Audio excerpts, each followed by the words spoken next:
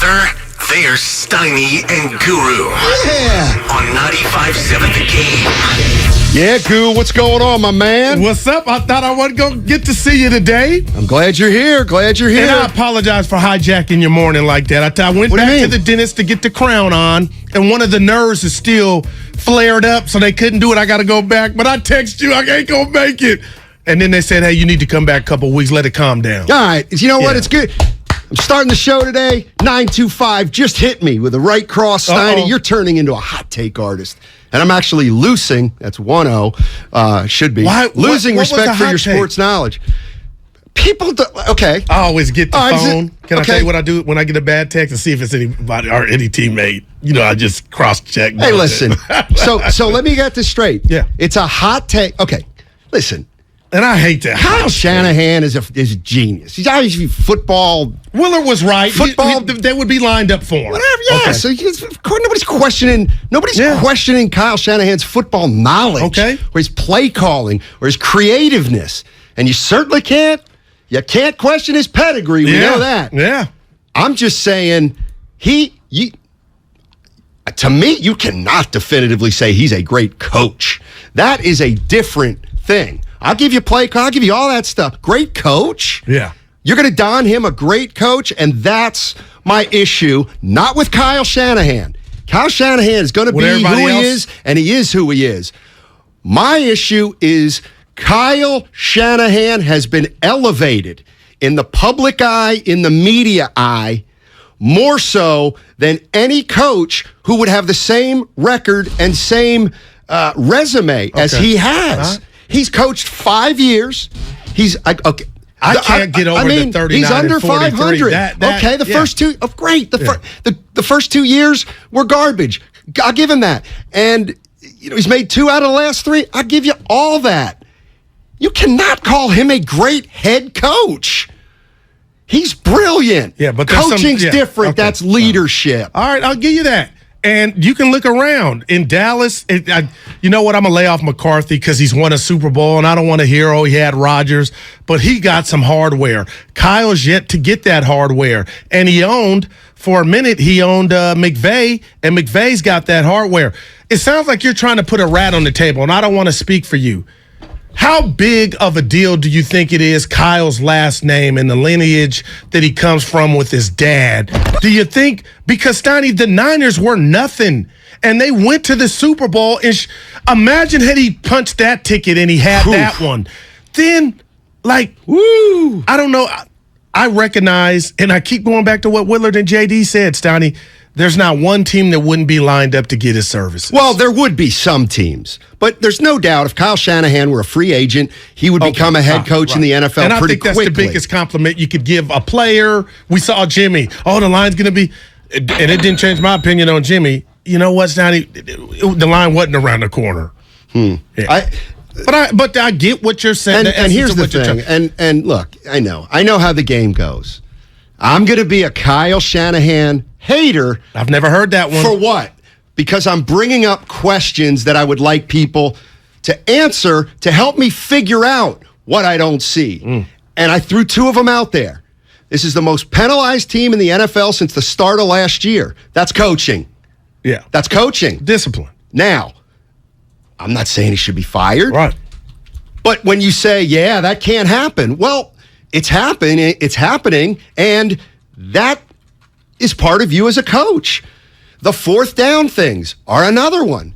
He's been terrible in his tenure on 4th. This is how I think. He's been terrible on 4th downs, which, you know what? That seems kind of strange considering he's such a creative, great play caller. That's like a parking ticket. That's incongruous to me. It's valid. So I'm asking somebody to explain that to me. Did you think I was off basis when I brought just the Guru computer, the 10-point lead in the 4th quarter? It's not so much about a 10-point lead. But it's still, Steiny, it's about play calling, being up versus being down is a fair question to ask.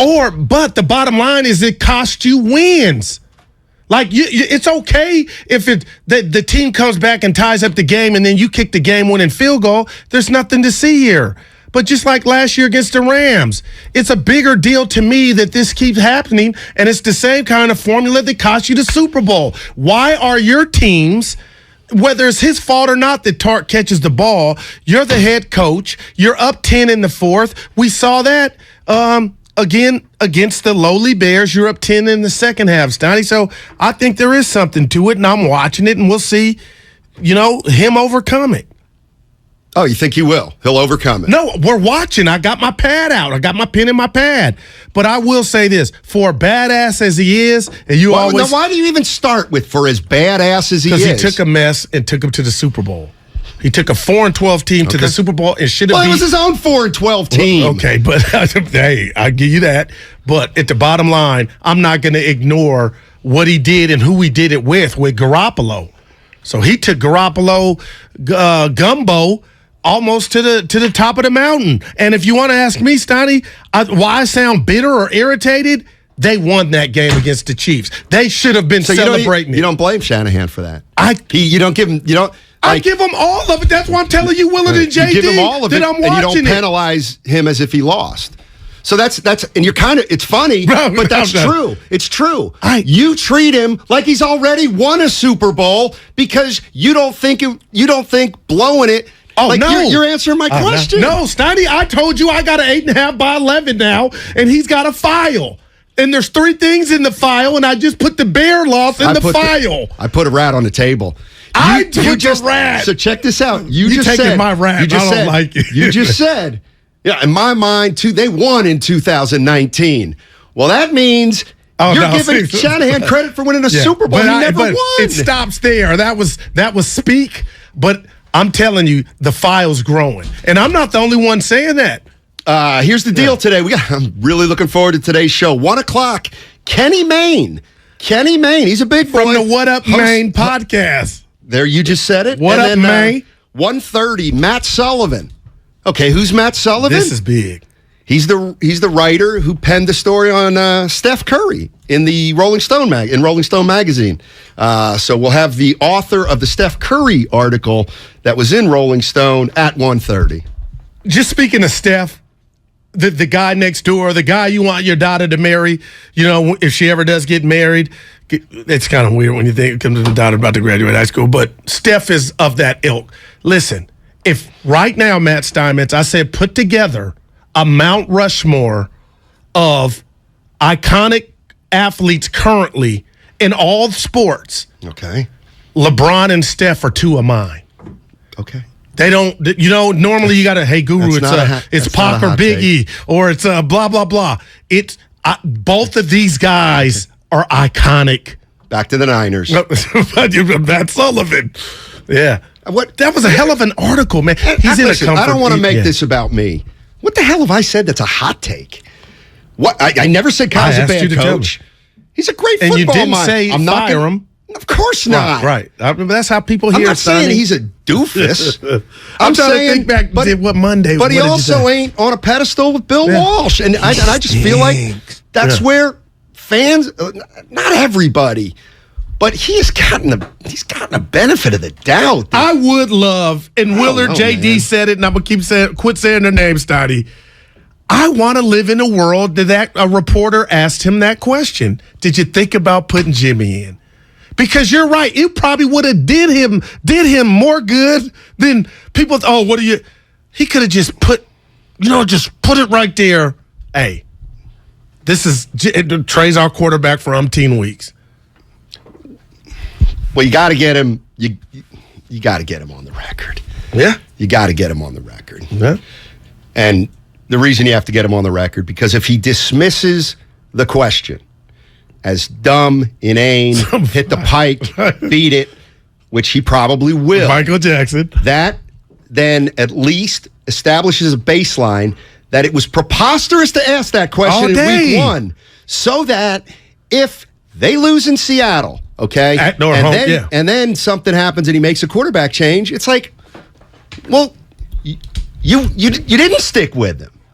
Like, stop saying you didn't think about making a quarterback change when you did it a week later, 2 weeks later. You brought up Bill Walsh, Steiny. And stuff. And on my best day, I know you weren't talking to me. I don't think he's put up there that high. Kyle. Oh the my play God. design. I disagree You completely. think so? I disagree. It ain't there for me. Peter King, and he's a respected football guy, thinks the world of Kyle Shanahan. Oh my gosh, can't sing his praises enough. See, but I was there, but at what point do you start saying, "Hey, I'm starting to see some pimples. I'm starting to see some warts"? Can I be honest? Yeah. Not after they go to the NFC Championship. Like I'm not saying fire the guy. Right, and I'm not either, and I know you're I'm not. not going to say he's top 5 NFL coach. No. Well, what makes you think that? Right. Okay. But Coach. Yeah. What? Give me his signature leadership move. And that's what lemon booty in the fourth quarter with a lead on the biggest stage. Somebody's telling me 8.5 by 11. Goo, you're going to need a file cabinet pretty soon. That was pretty good. Let's go to Rob in San Jose. Get us started. What's going on, Rob? How you doing? Hey guys, how you doing? Dynamite. Give him a call. Dynamite. Yeah, you know, it's funny. I've been of the same mind about Shanahan as what you're saying, Steiny. He's a great offensive mind, but as the head guy, the top kick, making those decisions under duress in the heat of the game, you know, I don't know. And you look at the two Super Bowls are the greatest examples. It's like you're saying, Goo. It's the same formula. The offenses in the second half start to run out of gas, and then Shanahan can't adjust, and it's like he forgets what got him there. You know, like how they completely went away from the run with the 49ers in their Super Bowl. You know, and of course both defenses broke down. Definitely, there's no question. But you know, even in the NFC Championship last year, fourth quarter they go away from Debo. He doesn't get the ball at all. It's like, you know, he just can't adjust and make those. He doesn't have that killer mentality, and that's what Bill Walsh had. I mean, Bill Walsh, he was a very studious, well-spoken guy and a genius in his own right. But man, he knew how to make those moves and to step on an opponent's throat and put him out. And if you couldn't stop something, if Bill knew you couldn't stop something, he ran it 50 times in a row. Like Kyle gets. Well, you can stop it, right? Yes. He's just, Thanks for the call. Appreciate it, Rob. Good stuff. I won't use my Honey Badger quote that just stuck with me. Give it to me. You'll probably finish my sentence.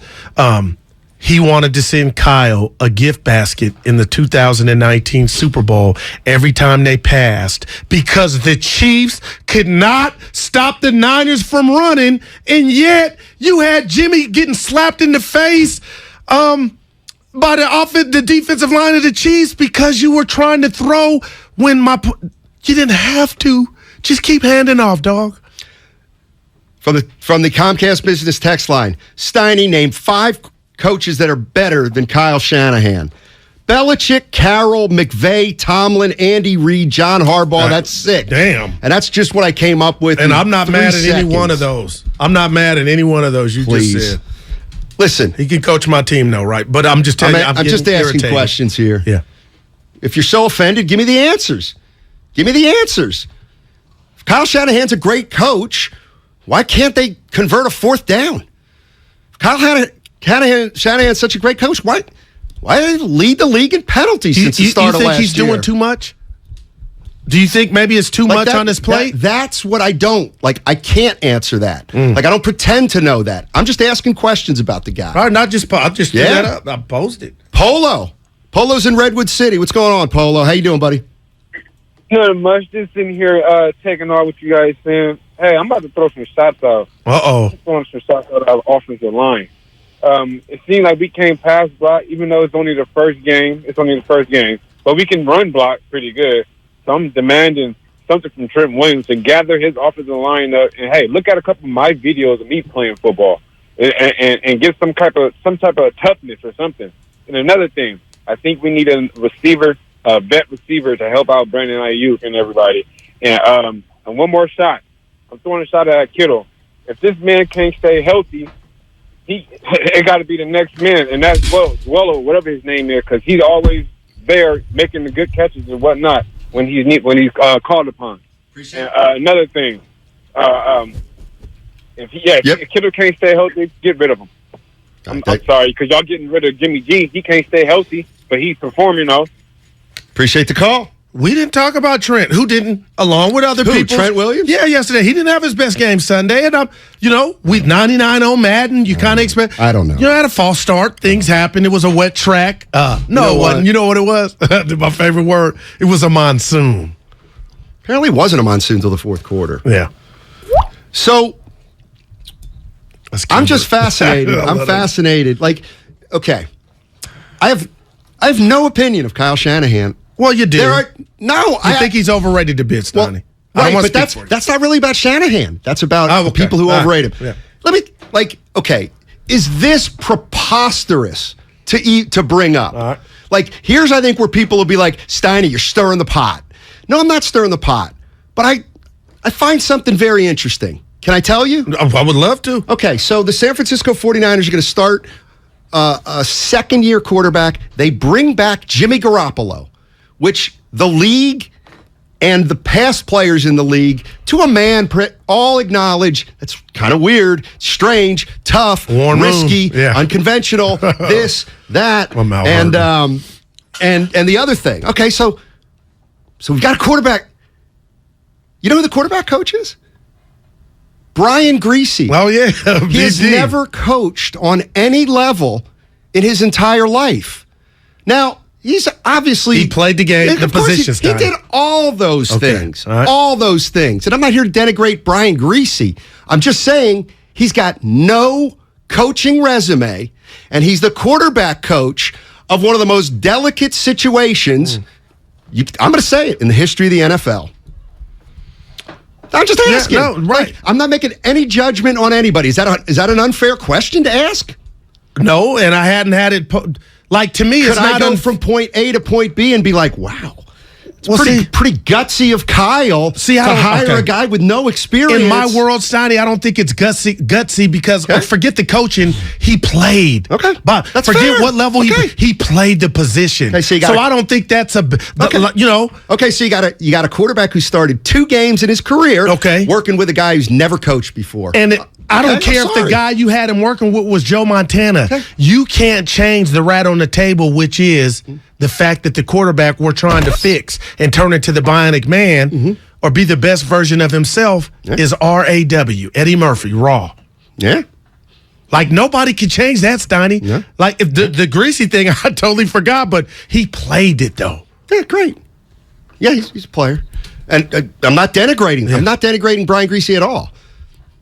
First coaching job on any level. All right, here we go. David in San Francisco. What's up, David? Talk to me, buddy. Hey, what's going on? Yeah. I'm calling. There's a couple things. The one you talk about, the trade situation. Nobody talks about the offensive line. Mm-hmm. The offensive line. Yeah. You got a second-year quarterback who's a rookie, basically, and you got a bad offensive line. Nobody said, and we're talking about the game and all. Did you see the game? The offensive line production. They ran the ball. They could not pass block to save their lives. So how is Jimmy G, how's he going to do when he can't move? No.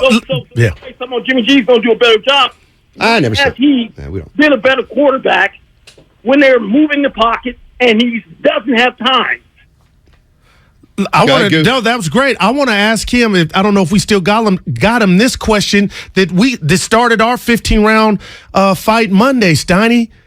If that's the case and that's how that caller feels about the Niner offensive line, then where did the Super Bowl expectations come from? And the reason I'm throwing that out is I bit the cheese. It wasn't cheese. It was real food. I saw the Niners change their season around. They were 3-5. Season doesn't stop there. They went to the NFC Championship. So I assumed that they were going to get that together, what ailed them on the O-line, but still, they were able to have success. My question to that caller is, did he bite the cheese? Did he eat the same cheese that Vegas and all of us did, Steiny? That the O-line was going to be a position of strength? This? Because now, just real quick, if the O-line is weak, they're not doing nothing. I don't care they're not doing Mason. If the O-line doesn't get it together, this can't happen. And when you say what happened, the NFC Championship game. You know football, Steiny, and asking Trey to be the best version of himself behind a weak-ass line? Maybe the reason the 49ers are among the Super Bowl favorites is because the media thinks too highly of Kyle Shanahan. But that didn't get him to L.A. with a 10-point lead in the fourth quarter of a game to go to the Super Bowl. So you could feel that way. They went out and earned that, I believe. Dog trainer is in Milpitas. What's going on, man? What's up, man? Yeah. So, hey. you guys, I have a couple, just two things. Number one, you got analytics, you got play design, and you got coaching. Which two of the three are closer in similarity? Analytics and play designer. Yep. You can have those great. You ain't got a coach. It don't matter what kind of book you got to call from. Number two, Bill Walsh, second string at Los Gatos High School as a quarterback. Never started. Second string at San Jose State. Never started. But what he got was in an interview I saw one time. He said he used to stand by his coaches in high school and all through college, and he would listen to how they chew the ass of the starting coach when they screwed up. And he would listen to how they talked to him and how they coached. He said that's how he learned that. Now, the crazy thing is if you screw up on a play, okay, if you screw up in a play, that's a result from, if you get penalties, it's a result from mental mistakes. You're either ignorant of what you got to do or your attitude lacks focus. Those two things, ignorance and attitude lacking focus, is coaching. That's coaching. Yep. And a great coach will call plays that the other team will be out of formation to even defend against. I didn't see one of those situations the whole game, this first game of the season. I didn't see one time when an offensive play was called by Kyle and company that the other team couldn't cover. You guys, I'm off the air. Appreciate it. Appreciate the call. I'll say, go ahead, Steiny. We got a little news. 49ers George Kittle will not practice today after missing the season opener versus the Bears. Kyle Shanahan says, here are the other 49ers not practicing: Daniel Brunskill, Trent Williams, veteran rest. I thought he got that on Sunday, but Dre Greenlaw is limited. But no Kinlaw, though. Kinlaw practice. Yeah, he ain't on that list. Yeah, I guess not. Okay. The caller earlier, and we got to run soon, was talking about Kittle and injuries. I did the math on this yesterday. He's played in 82% of regular season games. It's not that bad. Yeah, not at all. Yeah. So, but it ain't about what he did in the past. It's about you got a youngster, number 5 out here. He needs you more now than ever. Anything at his disposal to help. And who the hell saw him missing the first? But does it look like he's not going to play? I don't think he's going to be out there. To me, who cares if he plays or not? Can he give you deal?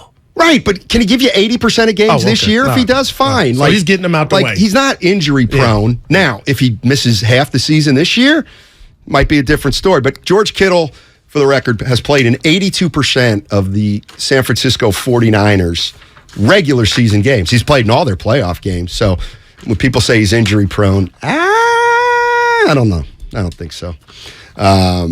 Hey, charging a cell phone can be like a booster shot. A booster is given to enhance or restore protection after a primary series vaccination, which wanes over time. Schedule an appointment when you're eligible. Longtime ESPN personality Kenny Mayne, he's up next. You can watch Willard and Dibbs on Twitch.tv and on YouTube. Vegas went, cool, we're going to double down on that, and we're going to make it almost a double-digit number in favor of the 49ers.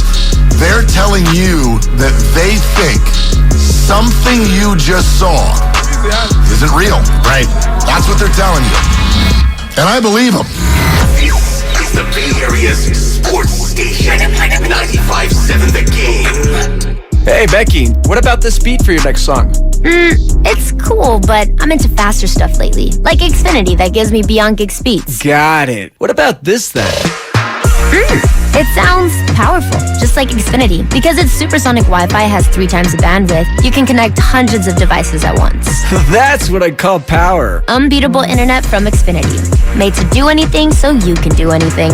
Get the Xfinity Supersonic Bundle with unlimited gig speed internet, Wi-Fi equipment included, and a free 4K streaming box. All for $50 a month with a 2-year internet rate guarantee and no annual contract when you add Xfinity Mobile with unlimited data at regular rates. Go to Xfinity.com/gig, call 1-800-XFINITY, or visit a store today. Limited time offer. Restrictions apply. Requires paperless billing and autopay. New gigabit extra internet customers only. Taxes and fees extra and subject to change. Xfinity Mobile requires post-pay Xfinity internet. Reduced speeds after 20 gigabytes wireless usage. After 24 months, regular rates apply. Requires compatible Xfinity gateway.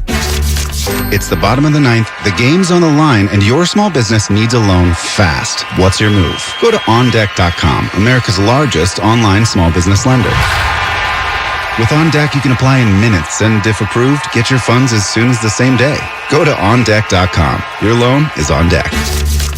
Depending on certain loan attributes, your business loan may be issued by OnDeck or Celtic Bank, a Utah Chartered Industrial Bank member FDIC. Limited eligibility for same-day funding. OnDeck does not lend in every state. All loans subject to lender approval. Don't waste your time trying to sell your old car. Donate it to Cars for Kids. It's the easiest and fastest way to donate your car and get a tax deduction. Donate online at carsforkids.org. That's cars with a K. 1-877 Cars for Kids. Donate your car today. Hi, I'm Aaron, owner of California Deluxe Windows. Ever notice? When your neighbors get new windows, there is a large black eye of broken stucco, uneven plaster, and even mismatched paint. At California Deluxe Windows, we never leave a ring around the window. Why? Because we are one of the only companies in California who custom crafts every window and door to your home's exact measurements. Almost everyone else on the radio is a distributor. They grab a window from a warehouse, break open your walls, shove it in, and patch things up. At California Deluxe Windows, we take pride in our work. Our installation technique is so precise, we do not break your stucco. Your house could be covered with potato chips, and we wouldn't crack one. Call now, and for a limited time, you get 30% off your entire order and 24 months of interest-free financing. 800-874-3600. 800-874-3600. That's 800-874-3600. California Deluxe Windows. Windows engineered for life. Certain terms and conditions apply. CSLB number 774518.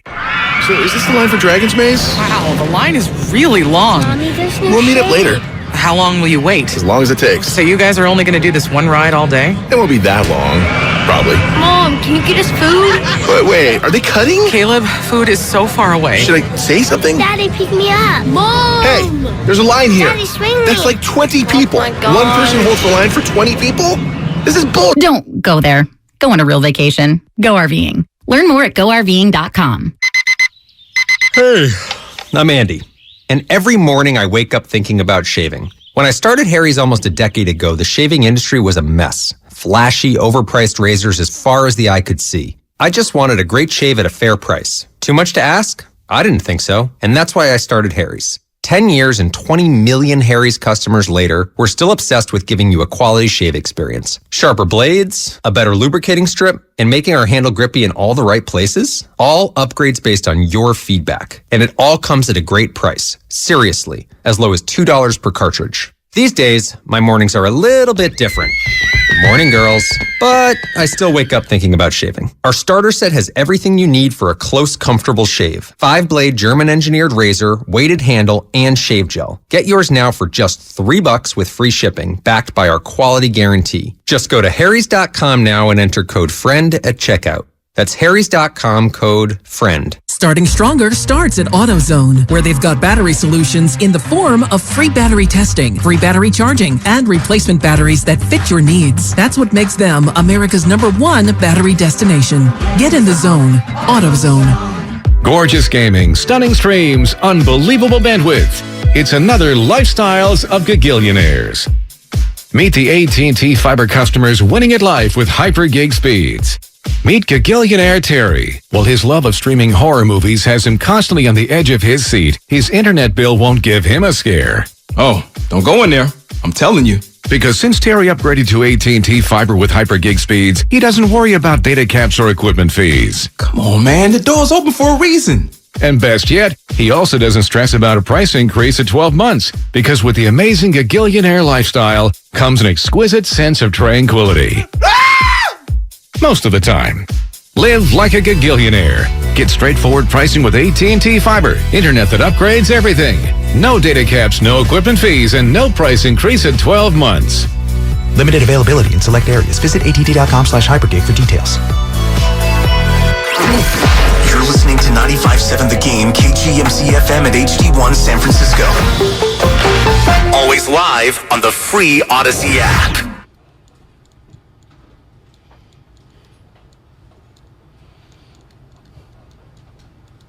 Playoffs? Now, back to Steiny and Guru on 95.7 The Game. All right, coming up in a half hour, that's 30 minutes, we've got Matt Sullivan. He wrote the story on Steph Curry that appeared in Rolling Stone magazine. He spent the whole summer with Steph Curry and, of course, dropped that little nugget that Steph went to management and said he's open to playing with Durant again. But wow, let's cut to the chase. Kenny Mayne joining us. He is the host of the new Hey Mayne podcast, longtime ESPN personality and fixture, and he's also the founder of Run Freely. It's an organization with the mission to provide financial support for veterans with limb salvage conditions and in need of a solution to avoid amputation. Welcome, Kenny Mayne. Hey, thanks for having me. Absolutely. What do you think about the 49ers quarterback situation? It's mysterious, but it can be that way all sorts of teams, right? How many teams absolutely, are 100% locked in, right? Like half the league usually. So they're giving him a chance. They signed Garoppolo for more. He wasn't that horrible last year. I'm not in charge of the team, though, but looking forward to the game. I would take the points if you're asking that question. But it's always fun. These division games are good no matter who's involved. I think I've gotten soft through the years because I want my side to win. I'm from Seattle. Mm-hmm. But if they don't, Monday comes either way, right? Like you go on through life. And plus, everybody makes way too much over September. Like all sorts of people freaking out after one game. I think you got to give everybody some time. Plus, you guys, didn't you play in like a monsoon? It was very ridiculous back there. Yeah. Well, I mean, just like the idea of bringing back your starting quarterback as a backup for a player who hasn't played yet. Yeah, well, I imagine like everybody's reaction initially kind of remains the same, right? Like you'd think, all right, if we're making that move, let's get a different guy and not have the confusion of is he looking over his shoulder? But again, people make decisions for a whole bunch of different reasons, and maybe they thought he was a good insurance policy. Kenny, I'm a big fan of your work. Let me run this by you because I'm telling my partner and I'm catching hell on the Twitch and YouTube from the listeners. But I deemed Kyle Shanahan a genius at play design. But I know in the 19 Super Bowl they had a 10-point lead. They blew that. Things happened. Last year, NFC Championship, Kenny, up 10 on the Rams. They blow that. And week one is not as big as those other two examples, but they had a 10-point lead, lost that. Is it fair criticism from me to question, you know what? He also had a 28-3 lead in the Super Bowl. Although he was the offensive coordinator, I'm watching Kyle Shanahan with these leads because I think something's up. I don't know. You get to do whatever you want as a fan. I like it how when you're in the stands, like everybody thinks they're an offensive coordinator, questioning every play, questioning this, question. So I mean, it makes it fun, right? It's such an interesting, well-followed sport. Everybody has an opinion. Everybody has action on it, and that's why it makes it exciting. Right? There's so much on the line every week too. But I think you got a pretty solid coach down there. I wouldn't, trade him over a whole bunch of others. And they've been that close. That's the thing I think people forget sometimes. Just to be in that fight, just to make it that far, that many times in a short period of time, is sort of a measure of success to begin with, right? And only one team wins the whole thing. So, yeah, I mean, they had another good season. That's why it was strange, too, when you go back to the quarterback thing. He got his criticism, but he got him that far, and he made enough plays to get as far as they did, but they couldn't get fully over the top. You're listening to Kenny Mayne. He's the host of the new Hey Mayne podcast. You can listen to that on the Odyssey app.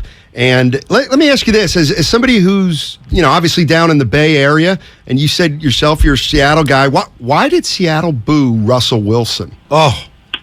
Yeah, I mean, I'm not one. I don't think I've ever booed anyone in my entire fan career. It was all good to make as much noise as possible, right? That's what they do. It's a loud stadium. Whoever the opposition is going to get that kind of treatment. When the Seattle defense is out there, and you're trying to confuse them, and it sure seemed to work. They had how many delay games? They looked really sloppy. I thought Denver, like they didn't prepare for what they were about to face.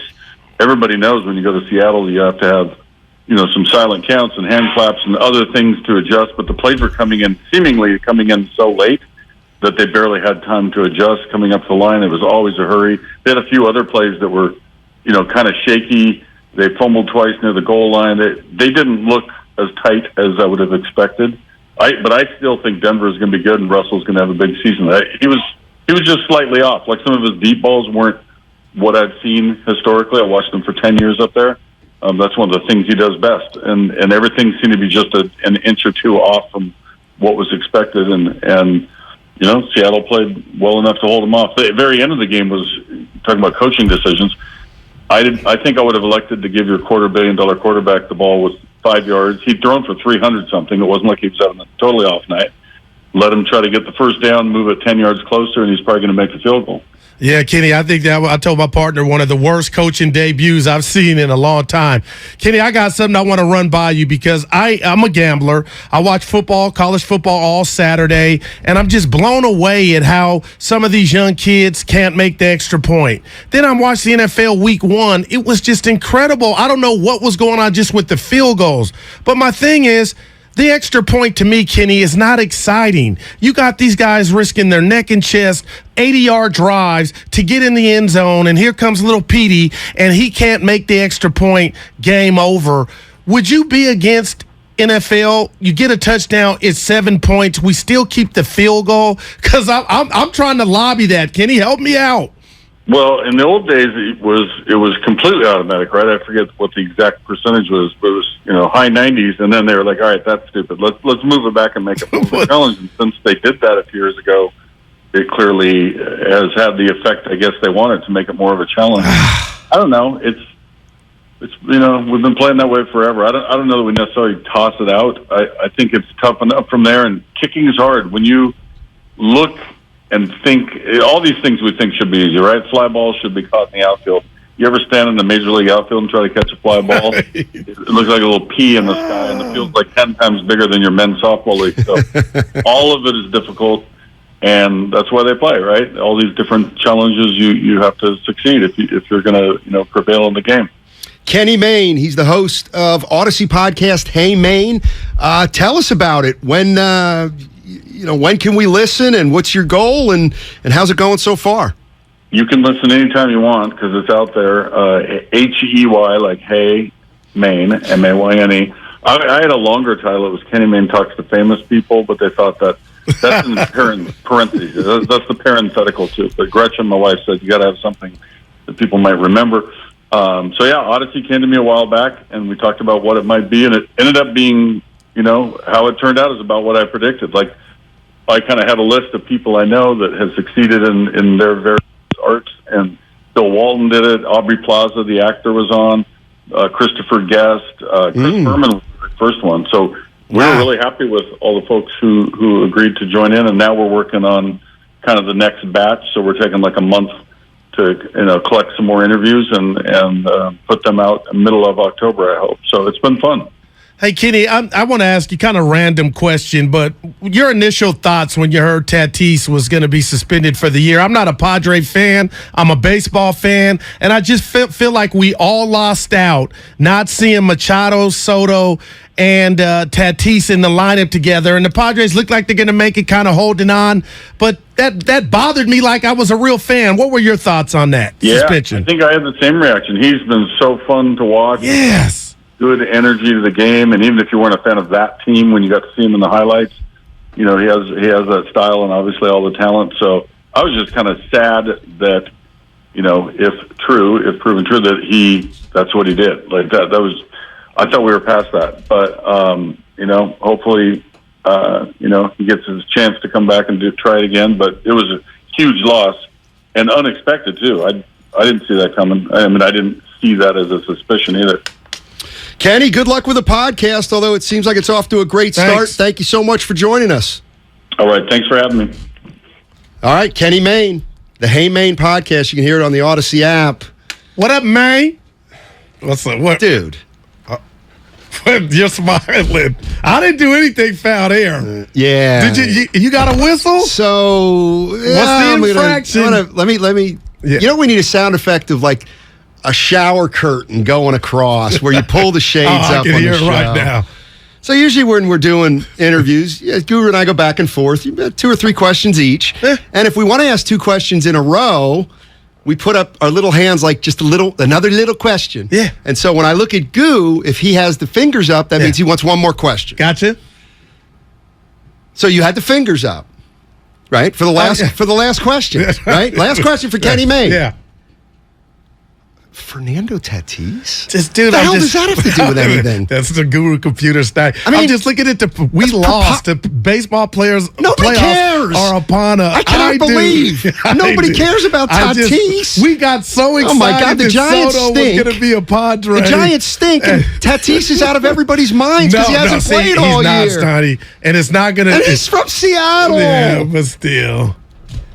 What did you ask him? I'm trying to think. I asked him why Russell Wilson got booed. Because there's a lot of nuance there, apparently. Oh, yeah. Mm-hmm. By the way, 15 minutes. I'm really looking forward to this. Matt Sullivan, he wrote the article on Steph Curry that appeared in Rolling Stone magazine. Spent all summer with him. Wow. How does that work? Wow. It's a little misleading. Okay. He met him consistently over the course of the summer. Like, it wasn't like he was like, good night, Aisha. Yeah, okay. Night, Steph. See you, Cannon. It's Cannon, right? Yeah. His boy's name? Gotcha. I can't wait till he starts playing ball. But, I mean, you followed Curry. What if he doesn't play ball? The best thing to happen to my career. That's about Steiny. Think about that. What you just said. I can't wait to follow his career. Look at that. Like, what if he doesn't like basketball? The odds of that are he's gonna feel he could be an artist. Like, you know what? And I get it. Jordan's kids played. Here's the bottom line. I don't like, and I know it's what do you mean? Steph Curry, by the way, is gonna sign a $1 billion deal. How much? $1 billion with Under Armour. So Cannon, right? Yeah. Never gonna want for anything. Right. Okay, you want a hot take? I wouldn't want to be Cannon Curry. There's a hot take. See, I would. Why? Because if I don't make it, my daddy is the GOAT. Yeah. He changed the game. Yeah, you worry about shame too much. You're right. And I worry about your dad the changed opportunity. The game. You had nothing to do with that. And I owe it Zero. and I owe it to Grandpa Dale, and I owe it to my pops. What do you owe? To see if What do you owe? How you ain't far as good the as genes them. go. You weren't as good as either of them, as it turns out. But I'm okay with that if I you're don't. not. But you owe it to the last name to play. No, you don't. Riley's probably going to play. You not owe it to the last. Dude, I'm watching the finals. So I know you're kidding. That's all right. You owe it to Cannon owes it to Steph. Oh, yes. To play basketball. As soon as we found out Aisha and Steph were having a baby boy, those are the unwritten rules. You got to play, Jack. I'm dead serious. I hope you're kidding right now. Oh, I am not. What if he doesn't like it? Then we'll talk. Marcus Jordan, I think that's Jordan's kid's name. Do you know they were playing? You got to go out and you got to do it. What was the Manning brother that didn't play? It's unbelievable. What's like his name? I forget the Manning brother. You can't even conceive of my concern about the pressure. Like you act as though it's not even a big deal. Are you kidding? Some people wear pressure like clones, Steiny. Some people. Right. You don't. You treat them like he's a child actor or something. Like he's bigger than that. No, I know. And don't you think he wants to? What if he wants to play golf? You know what? I liken it to like a track meet when you pass the baton. See how far you can go. And if you don't get there, we still love your son. But Dale and Aisha, they want to see him. I'm still trying to. Cannon. You want to. No, you got to rethink this. Cannon Curry. It's like the Bushes. Can you let me finish the sentence? George Bush Jr. Cannon Curry owes it to his father to play basketball. I'm a grandfather too, but you could make a case that somebody whose basketball father was so great that I can't possibly live up to that. I'm going in another direction. But you would say, no, Cannon.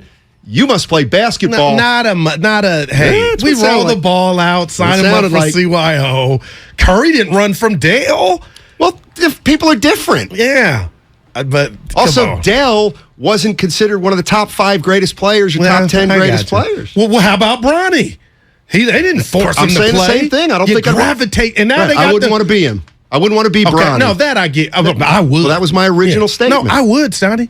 We're different, and you're not wrong. And I'm not saying I'm forcing you to. I'm not saying you're wrong either. But there's nothing better than that lineage of. It's weird though. We're doctors. Yeah, keep trying to. If you like it though, not forcing you. He may want to be a rapper. Cannon. See, the thing you're missing is you're. Well, tell me, I'm here. I was going to take a low. I was going to hit you with a low blow. After Monday, I can take it. Go ahead. What was low blow? You were wrong Monday. I thought you said I was right. Don't do this. And I thought about driving home yesterday. We were laughing and hugging. Did you end that with me being wrong? Because I had you apologize. That was your way of apologizing to me. All right. Pull the curtain back. Right. You and I got into it a little bit on Monday. A little debate. And and I said, if you want to do a segment sometime this week on why Matt Steinmetz is a jerk of all jerks, we can do that. Okay. And the reason I said you could do that is because you were wrong. I went back and checked the tape. That's the that's the kind of a D I am. Steiny, I thought you said I could do that because you knew you were wrong. I checked the tape, and you were so off base. You made things up. You concocted things. But I never said anything close to what you accused me of saying. And I came in the next day to Evan, and I'm like, you know what? I got to be a big man. I just got to let it go. I got to let it go. Oh, my goodness. But it you bothered admitted, me. though, Steiny. I didn't admit anything. You insinuated that he wasn't all in on this year. And then when you found out that you thought I was hearing that, you know what I said you said, you know what, Goo, I'm not saying I know exactly what I said. I said Kyle Shanahan's not dumb. He wouldn't say the 49ers are a Super Bowl contending team. Gotcha. He's not that dumb. Right. And you then said, so you're saying he's trying to trick off wins. Right. I don't know how you made that jump. I don't know how you made that jump. Because you said, my friend, he's not. He knows they can't win this year. No, I did not. I listened to the tape. Right. I still love you. Now you do owe me an apology. And then who is this? The 6831. Someone turned Guru's mic off. He owes nothing. Relax. RELAX. He owes nothing? Cannon. I'm not saying they're putting him to bed and giving him formula, Similac, saying you got to play hoop. Come on, people. Grow up. It's just like George Bush Jr. He wanted to be like his daddy. Sometimes it happens like that. Steph was just like. There's a Bush that didn't go into politics. Just like there's a Manning that didn't play quarterback. It's Jeb, George, and there's some other guy who just he's the only who just Fitz. It's almost Fitz time. Can you believe that? It's almost over. It is almost 2. Yep. Wow. Good stuff. Yep. Good stuff. I thought you gave me the W.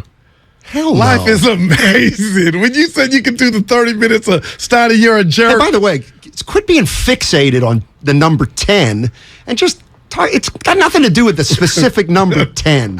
It's just, talk about leads. Wow. Okay. Talk about leads. All right. I hear you. That's coincidental. Yeah, okay. It's funny. It's a good little nugget. It's still double digits. Oh, man. Hey, how about this? And I want to give credit to the 925. And this was a great point. And he texted it on the Comcast business text line. I always feel like it could be a she, too. Well, she. They. Well, if they want it specific, they can put the he/him, she/her. That's fine. Right. That's on me. I honor that. Yeah. I must in the Bay Area. You never know. 925 said they need Kittle back. You know why? Because he'll help the offensive line. Hey. Because he's their second best blocker on the team. And he's arguably their top 3 player, so they need him back. If that's what it's for. He's a top lineman. He's not among the greatest when it comes to catching the ball. Stop it. They need where they miss him is on the offensive line. And the red zone, which they could have used him in Chicago. Mm-hmm. And he told me, we may have rain in Santa Clara, but it won't be a monsoon. Okay. Yeah. Hey, real quick, I'm going to say this over the air to my boy Evan. At some point, can you put the original Mike Martz sound from 20 days ago? It might be on there when he was on with Ratto and Damon. But we don't have to talk about it right now, but I do want to play that because everybody's saying Mike Martz, did a 180. No, he didn't. Wow, what were they listening to? I was driving here to listen to a show out of market, and they were going in on March, going in on the kid. The bottom line is, Mike Martz 3 weeks ago said, "Oh, kid's ready," and now he says the kid stinks, and people are like, "Wow, that's no." Right. Here we go. Just listen to this. Listen to this. This is from 3 weeks ago, Ratto and Damon. Well, he's been there now long enough to be ready. I promise you that. Obviously, look at a guy like Kurt, for instance, who had no background in it. He's been with them now, so he knows the offense. If he's not ready now, he'll never be ready. I don't care how raw he was. Kurt only started 1 year in college, for crying out loud. It's who he is and how well he competes and assimilates the offense and those kinds of things. I think he's obviously, I'm not there. I've never seen him practice, but I would trust the fact that they made that move, that there's a great belief in his ability and where he'll be, and he'll coach him like that. And I think when you get a guy coaching you like that believes in you, regardless, it just energizes you. It just gives you great confidence. And I think they have a great relationship. There's something missing with Jimmy G. They just did. I love the kid. I think he's a terrific quarterback. I love watching him play and competing. But I will tell you, there's just too many things I've said about his commitment to the game. And if that's a question, then he's not going to be happy. Wow. A couple things there. Dude, whoa. I missed the part about Garoppolo's commitment to the game. I didn't hear it. That wasn't played. Where the hell did that come from? Wow, that's off the Mike Silver, his article a couple weeks ago. I'm more interested in, like Mike Martz did not do a 180. In fact, what he said 3 weeks ago was, look, the kid's been around for a year. He's ready. He's ready to go. He's ready to play. Right. That's why I'm sure when he watched him after one game, he wasn't looking at him as a rookie quarterback. He was like, well, he's been in the system a year, so this is, Yeah. And so he saw him play, and he was like, he was terrible. He wasn't very good. Yeah. But he did not say 3 weeks ago, this kid's going to be good. In fact, he just said the kind of thing, you get him in that system. Yeah, that wasn't a 180. Jimmy Garoppolo's lazy? Well, he's still, man, wow.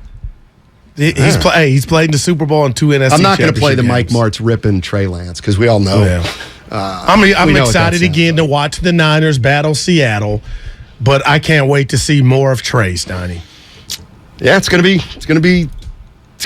great. Yeah. Jim. And then the week after that, they got a Monday nighter. Here's the other thing. It's like let me double check. A lot of people are texting, and Steiny, you love this.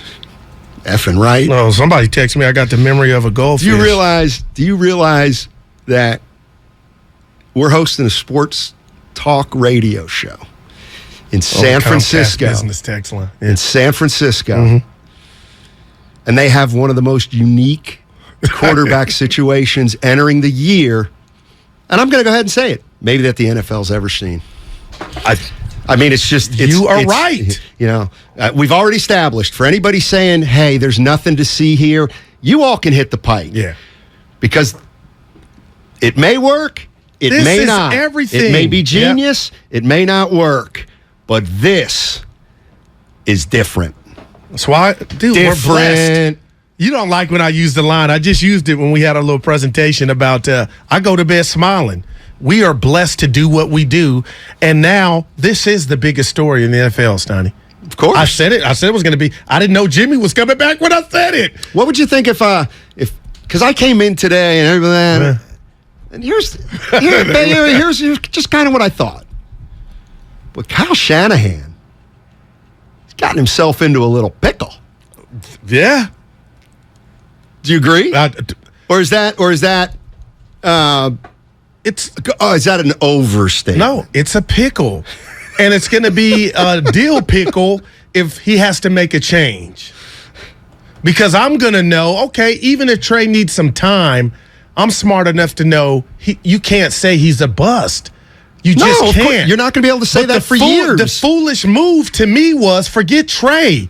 Go into an unknown commodity when you were damn near 2 feet away from going back to your second Super Bowl. Yeah. That's what I don't understand. And you only do that as if they would have pulled the trigger on Tom Brady. That's when you don't got to play this game of, hey, what's he going to be? You know what he's going to be because he's done it. That was a known. You went and did this with the unknown.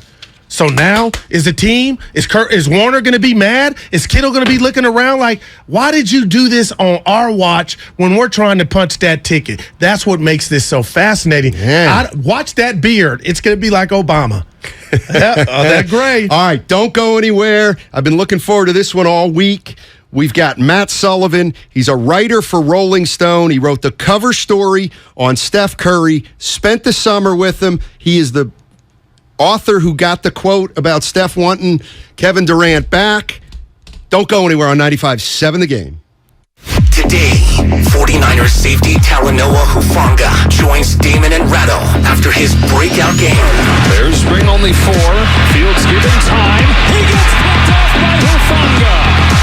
Hufanga picks him off field. Hear a 49ers player every Wednesday with Damon and Ratto. Talanoa Hufanga had a great game. Sponsored by Harris Ranch Beef. Legendary beef, legendary quality. At BMW of Fairfield, our guests work with one client advisor through the entire transaction. No handoffs to multiple car salesmen. No waiting for a finance manager to take you to a back room. Client advisors at BMW of Fairfield are thoroughly trained in every aspect of the process so they can lead you efficiently and effectively through the purchase from start to finish.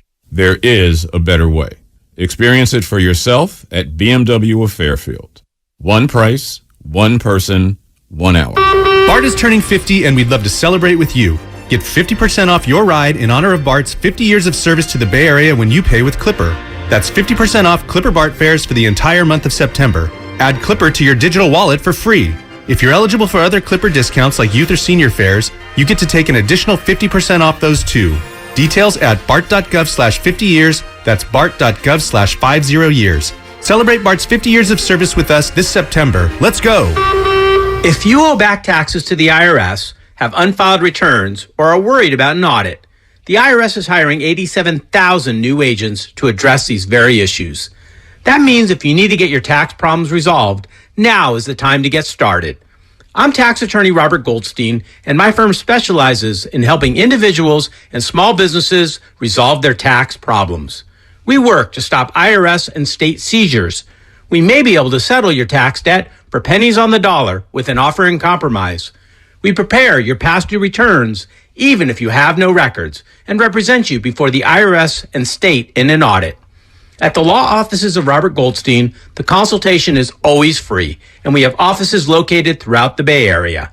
To schedule your free consultation, call 1-888-TAX-EXIT. That's 888-TAXEXIT. 888-TAX-EXIT, and make us your last stop. Everything, our farm, our stand, our pop-up shop, it really all started when we discovered the benefits of local, raw honey for our family. And then we decided to turn it into a business. We were looking for something to help us get up and running. So we got the Chase Business Complete Banking Account. It's more than a bank account. It comes with Quick Accept, which lets us take card payments anytime, anywhere in the U.S. using the Chase mobile app. Plus, we get same-day deposits at no extra cost. For us, it's more than honey. It's about sharing a little sweetness with the world. Get the Chase Business Complete Banking Account with the essentials you need to help get your business going. Learn more at chase.com/business-complete-banking. Chase for business. Make more of what's yours. Quick Accept is not available in U.S. territories. Enrollment required. Usage subject to approval. Same-day deposits available for payments before 8 p.m. Eastern Time, Sunday to Friday. Fees and rates apply for checking and processing. Limitations and restrictions apply. Participants compensated. Merchant services provided by Payment Tech LLC and WePay Inc. Subsidiaries of J.P. Morgan Chase Bank and a member FDIC. The following is an attorney advertisement. If you get sidelined by a workplace injury, the workers' compensation attorneys at Boxer & Gerson can help get you back in the game. Our team of skilled attorneys will fight by your side for the treatment and compensation you deserve. We care about justice for injured workers. That's what makes us Northern California's premier workers' comp law firm. Call Boxer & Gerson at 510-345-2341 or visit boxerlaw.com for a free consultation. Boxer & Gerson, your life is worth the fight. Come into Friedman's Appliance in Pleasant Hill September 23rd through September 25th for their fall clearance sale event. Take advantage of factory direct prices, one-of-a-kind opportunities, special pricing on floor models, and convenient financing. And save on new appliances from trusted brands like Miele, Bosch, Electrolux, LG, and Maytag. Visit Friedman's Appliance in Pleasant Hill for their fall clearance sale event September 23rd through September 25th for the best time to save on new appliances for your home. From Carriage House to glass aluminum doors, RNS Doors has a full line of commercial and residential garage doors and gates to suit anyone's taste and budget. Visit rsdoors.com. RNS Doors. Look for the red truck. Finding great candidates to hire can be like, well, trying to find a needle in a haystack. But not with ZipRecruiter. Its powerful technology actively finds and invites qualified candidates to apply to your job. So while other companies might deliver a lot of hay, ZipRecruiter finds you the needle in the haystack. See why 4 out of 5 employers who post a job on ZipRecruiter get a quality candidate within the first day. Try ZipRecruiter for free at ZipRecruiter.com/free. That's ZipRecruiter.com/free. O'Reilly Auto Parts provides more than just the right parts for your repair. Our professional parts people can also offer free check engine light diagnosis. We can scan your vehicle and provide a list of possible fixes. Find the right parts for you or recommend a great local repair shop. Don't ignore your check engine light. Stop by your local O'Reilly Auto Parts. O'Reilly Auto Parts. Imagine a world with endless possibilities. I'm talking endless saving and endless hot showers. Yeah, you heard me right. Endless hot showers. With Navien, that dream is now a reality. Navien tankless water heaters deliver a continuous flow of hot water for as long as you need it. No waiting for a tank to reheat more water, wasting time and energy. The compact design saves you space and money in comparison to traditional tank water heaters. It's time to make the switch and make your hot water dreams come true. Visit tanklessmadesimple.com.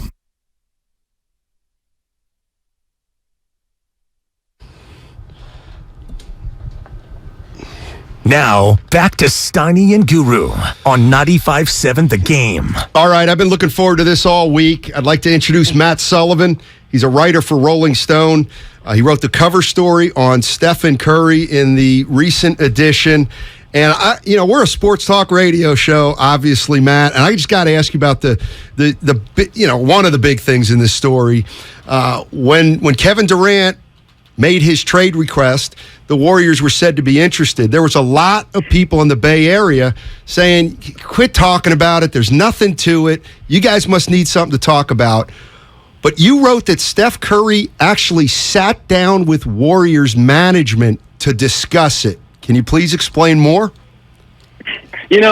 I thought it was kind of pie in the sky too, right? I mean, sure, everybody makes the call. The Nets had a high asking price, and I know the Nets pretty well. I wrote a book about them, and I thought nothing of it until I was talking to folks around Steph before he and I actually sat down. And Steph Curry, his brother, when I kind of casually brought it up, he's like, "Yeah, we talked about it. More than joking that he would even entertain the idea of bringing back KD says a lot about him." So I sat on this for like a month, and then I got to sit down with Steph. And he was really, really upfront. He said, I was never hesitant. The idea of playing with KD and knowing who he is as a person, I think he's a good dude. And if you said, KD's coming back and we're going to play with him, I had so much fun, I'd be like, hell yeah. And he was really enthusiastic about it. And he said, there was an internal conversation among them. And he said everybody has these conversations, but it happened. And they reached out to Steph, and he apparently seemed pretty enthusiastic. Matt, I tell my partner and the listeners that I call Steph presidential, like the guy next door. He's just selfless. And, Matt, it amazes me in an era of alpha dogs in the NBA that Steph even signed off on Kevin Durant coming to town. Durant leaves after they has success. And then Curry, but you're saying it is okay with them coming back. Matt, does that just speak to how amazing this guy is? He really is a diplomat. It's funny that you mentioned presidential. NBA Twitter sometimes jokes about, should Curry run for office? Should Kerr? I asked both Steve and Steph, if you guys ever ran for the White House, who would be president? Who would be VP? And Coach Kerr said, Steph would be president, I'd be vice. That's how the ticket would look. His name would be on top. Both of them are not actually going to run for office, they told me. But I think there is a diplomat in Steph, and that can be great on the court. Off the court, I think he's maybe kind of working with that internally and in his brain. Am I going to go hard in the paint in my activism, in my philanthropy, in taking a stand on certain social issues, or am I going to maintain my clout and everybody loving me as a uniter in chief to do the real work behind the scenes. So that's a lot of what this story looked like, in addition to the rather nuclear bomb I was sitting on when he opened his mouth about KD. Matt Sullivan joining us. He's a writer for Rolling Stone. Read his story on Steph Curry in the recent edition. He spent a lot of the summer with him. Matt also authored Can't Knock the Hustle about the assembly of the Brooklyn Nets. I've had the privilege and honor, actually, of seeing Steph Curry from the moment he walked into the Golden State Warriors organization back in 2009. And I'm at the point now where I made a statement a month or two ago that I don't think a franchise has ever had a greater face of the franchise on and off the court than Steph Curry. You were with him all summer. Can you just kind of talk about the presence around him and the way people act around him? He's pretty chill. Kids obviously go crazy when they see him. We were at some youth basketball events. Steph does some great work with young minority golfers. There was this young female golfer who came up to shake his hand on kind of a photograph line, and the second that she saw Steph, she just broke down crying. It was tears of joy and jubilation. One of the guys in Steph's entourage said, "There's no crying in golf." And, some of the bros around kind of laughed about it. But Steph looked her right in the eye and said, don't listen to that. This is about you. He's got a real way of looking you in the eye. It's almost disarming. And he remembers things about you. He'll do the follow-up questions, even for a journalist like me. He takes mental notes. He takes real notes. And being able to see some little artifacts, like some of the handwritten notes he wrote to himself about his goals for the next 6 to 8 years, were pretty inspiring. He still says, though, that the main thing is the main thing, and he may be a little delusional about it, but he still thinks he's in his prime on the court. Matt, tell me what you think of this assessment, because I read the article. It was great, and I was telling my partner, you know what, LeBron James building schools, no trouble off the court. I mean, him and Steph are almost identical, and now I feel like Steph, all reports he's about to sign $1 billion lifetime deal with Under Armour is just incredible. But the one thing that stood out to me, and I said, you know what? Curry, again, is not running for office, but I feel like Maddie's comfortable. For him to talk about he regrets not boycotting the 2014 playoff game against the Clippers after the whole Donald Sterling thing went down, to me, I felt like, just as a spectator and fan, he owned that moment, and I loved every minute of it because I really believe him. Can you speak to that part of the interview? Yeah, he's a lot more cerebral than I anticipated. I had hard questions about politics, about Sterling, but he brought that up. I wanted to ask him about therapy, but he went way down that rabbit hole with me. He brought up abortion, a lot of things that kind of humanized him, from his political passions to his rage, to his depression. He's talking about sitting there when there was this terrible shooting at a parade on July 4th outside Chicago, and how he was just sitting there looking at his phone saying, we can't do anything. What are we going to do about this? He ventured to tell me that he's worried that someday Chase Center could turn into the site of a mass shooting. Now, he wants to get out there and do something about it. He's going to bring that joy to the fore. He's going to get in the trenches out in East Oakland Youth Development Center with Steve Kerr, with Klay Thompson, doing the good work with the grassroots. And you might not see all that. You might not see him, low-key giving $10K to Colin Kaepernick's philanthropic venture. And he's not going to be out here taking a knee on the court, when that was all going down. But it's these low-key flexes that make him a real humanitarian, a real great father and guy. And, I kept asking everybody around him, you ever seen Steph get mad? Is he really that good? And everybody's like, yep, he's really that good. Matt, I've what's funny is over the last 10 years, I've asked that question to 25 people around him. Have you ever seen Steph be a jerk? Have you ever seen him lose his composure? I'm still waiting for that first story, man. I really am. Well, the one that kept coming back. The mouthpiece? There's mouth guard, but that's kind of nothing, right? Right. It gets mad on the golf course. there was an incident apparently with some members of his kind of inner circle who he told me, he felt betrayed his trust. Some other folks would say maybe betrayed his finances. And Steph lost it, he said, and he kicked the basketball through his door. He shooed away these kind of former members of his entourage, and his family tried to calm him down. And he said he just broke down crying, and he went into a room all alone and just kind of lost it. And he was saying to me, like, his family didn't know what to do because he is not alone that often. He doesn't really get to express Wardell mode, if you will, off the court like he does on the court with a turnaround three or something. So I think it's there in him. It bubbles, and as you grow older, you become more contemplative and maybe express a little rage. But I think other than the occasional odd episode like that, and in the boardroom where he really does flex as a businessman, especially with Under Armour and the build up to this potential $1 billion lifetime deal. He's pretty cool, calm, and collected dude.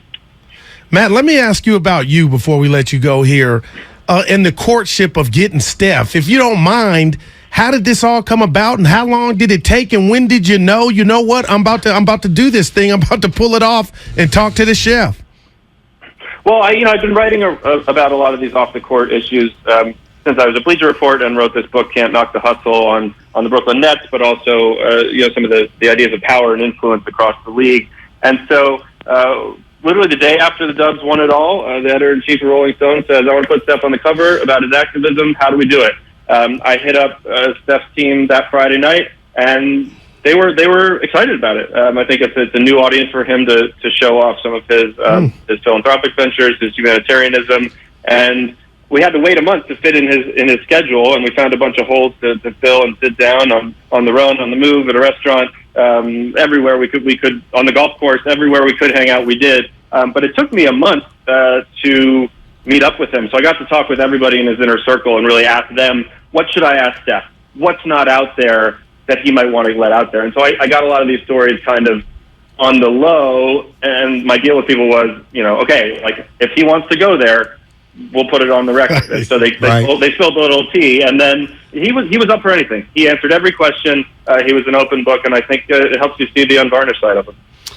Hey, Matt, thank you so much for joining us, man. We've watched Steph Curry out here for 13 years. We've seen him every day, and your story exposed a side to him, many different dimensions we haven't seen. So thank you so much for writing it, and appreciate you coming on, man.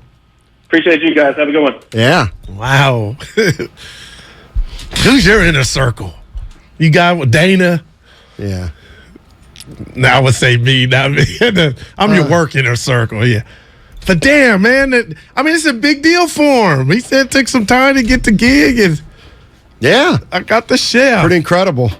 Wonder where all those Warrior fans are that said, you guys just making stuff up. You just throwing stuff against the wall. Wow. Look at you. Yeah, right. Yeah, right. The Warriors are really thinking about trading for Kevin Durant. Oh, you called that. Right. That was you. That was you. Right. I'll give you that one. You guys.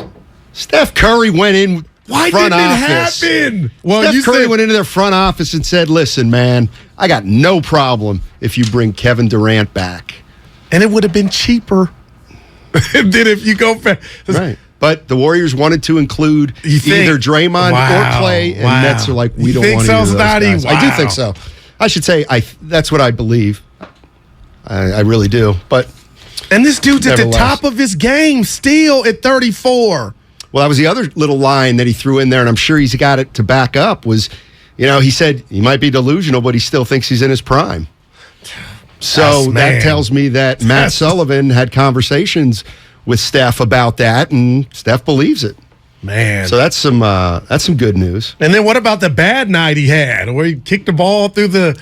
Dude. Wow, the darkness. I know. Hey, listen, man, I'm telling laughing. you. I have never heard a story like that. He's human, though. And I asked, Marcus Thompson has written a book about Steph Curry. MT. I asked Marcus has he ever been a jerk? And Marcus is like, the only thing I can remember is one time. He goes, he didn't talk to me after a game. Wow. Like, that was the worst thing. He said, you know what, Marcus, I don't want to talk tonight. Okay. Oh, he told him he wasn't going to talk. I just assumed he didn't talk. No. He told them. He didn't feel like, come on, man. I know. Wow, Steiny. The chef was hot. Needed a moment. Yeah. We're lucky, man. Kicked a ball through a door. Man.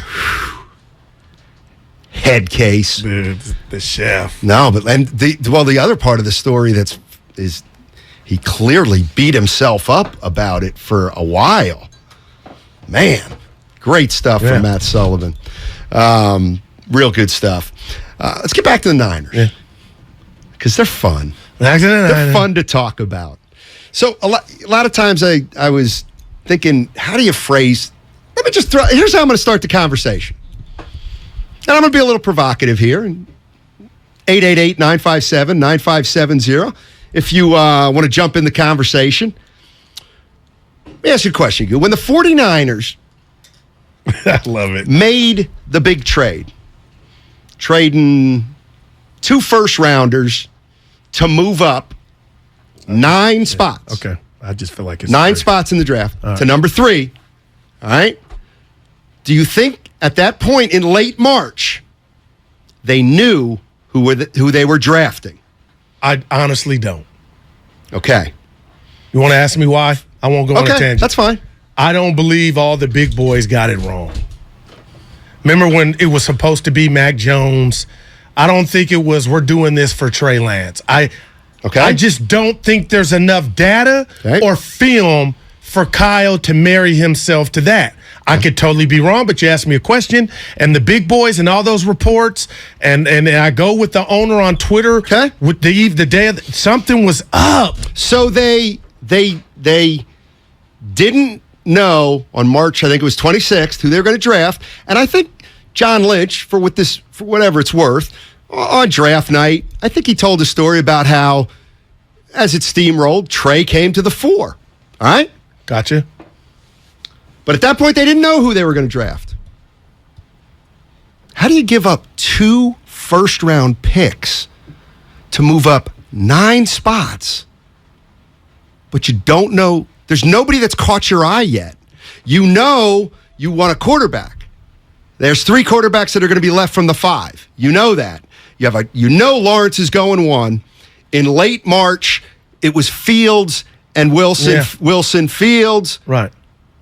So they gave up 2 picks to move up to just select one of 3 quarterbacks, but nobody had caught their eye. But hold on now, there's a flip side That's to that. a lot I'm to give up for somebody Hold on. You don't even know who you're drafting. But I believe they were in love, I'm going to use a dice term, with the field. Okay. With the 3. All right. So now I believe that wholeheartedly, but I don't believe it was Lance or bust. Okay. It was the field. Okay. And I believe, and this is no shade at Trey Steiny, something went down with management and something happened. But I believe they were okay with either one of the 3, but they were thinking, Kyle mainly, that he had his guy. Boy.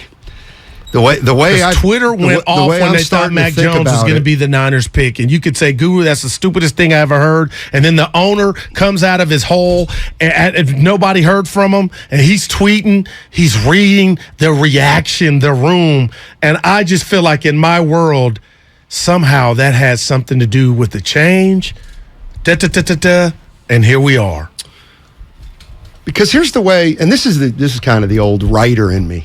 I like no doubt about it. You know, you can call it sensationalism, but I'm going to say this is a fact. So the 49ers, they gave up 2 first-round picks to move up 9 spots, just 9 spots to number 3. And they took perhaps the most raw quarterback. Not perhaps. The most inexperienced quarterback. Yeah. Ain't his fault. Who's ever come into the league. No doubt. He played 19 games, Division I AA.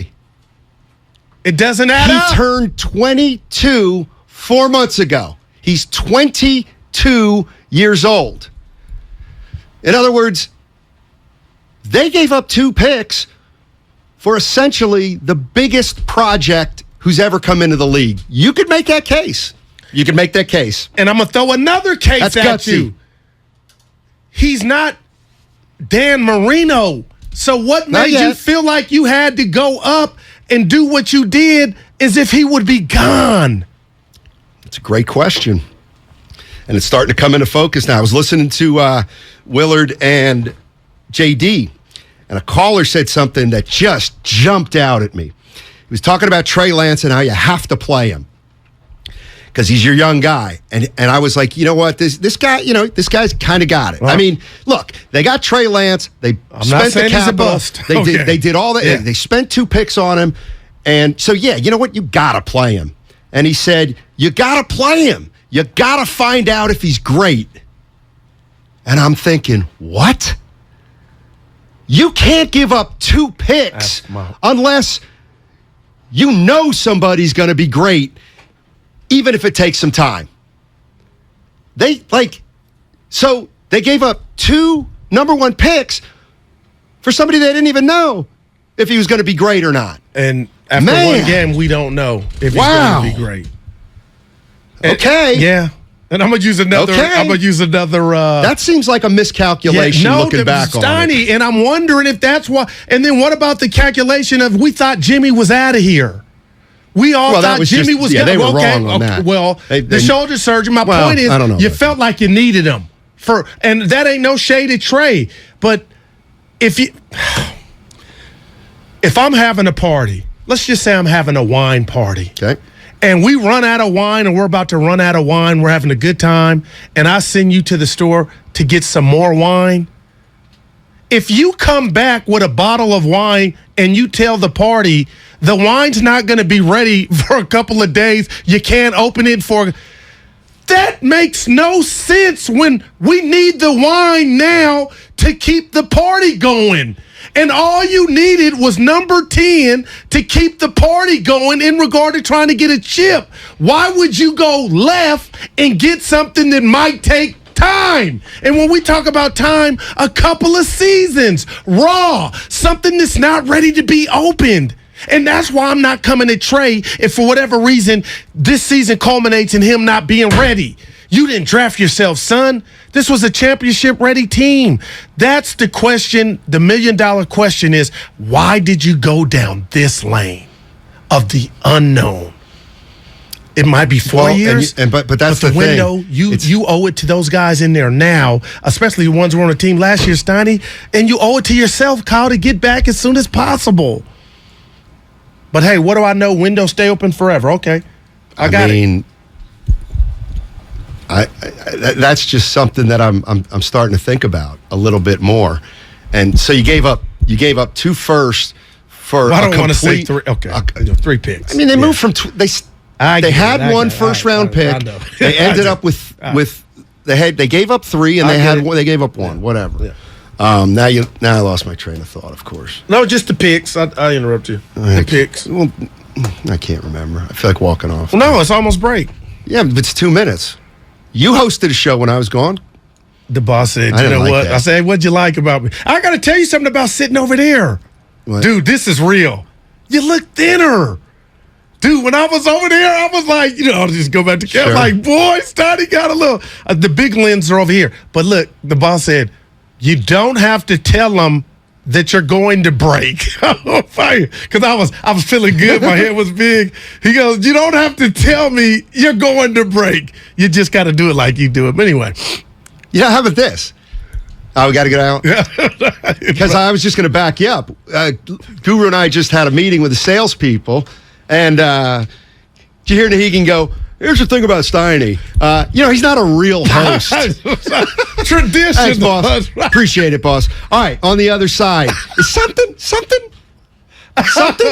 I love you to death. Doesn't add up here. And I want to examine more of it. By the way, more and more things are becoming clear about why the 49ers went out and kept Jimmy Garoppolo. And I'll tell you one more on the other side. All of us at 95.7 The Game want to congratulate Hunter Pence on his Wall of Fame induction this Saturday. He'll join Damon and Ratto in studio today at 3:30 to relive his greatest memories. Line drive, now it's scored by Cosma. 1 run scores. Sandoval scores. That's today at 3:30 with Damon and Ratto. Yay! On the Bay Area's sports station, 95.7 The Game. This football season, adopt a new tradition that's sure to turn fans into family. The Jim Beam Highball. That's beam and soda over ice with a lemon slice.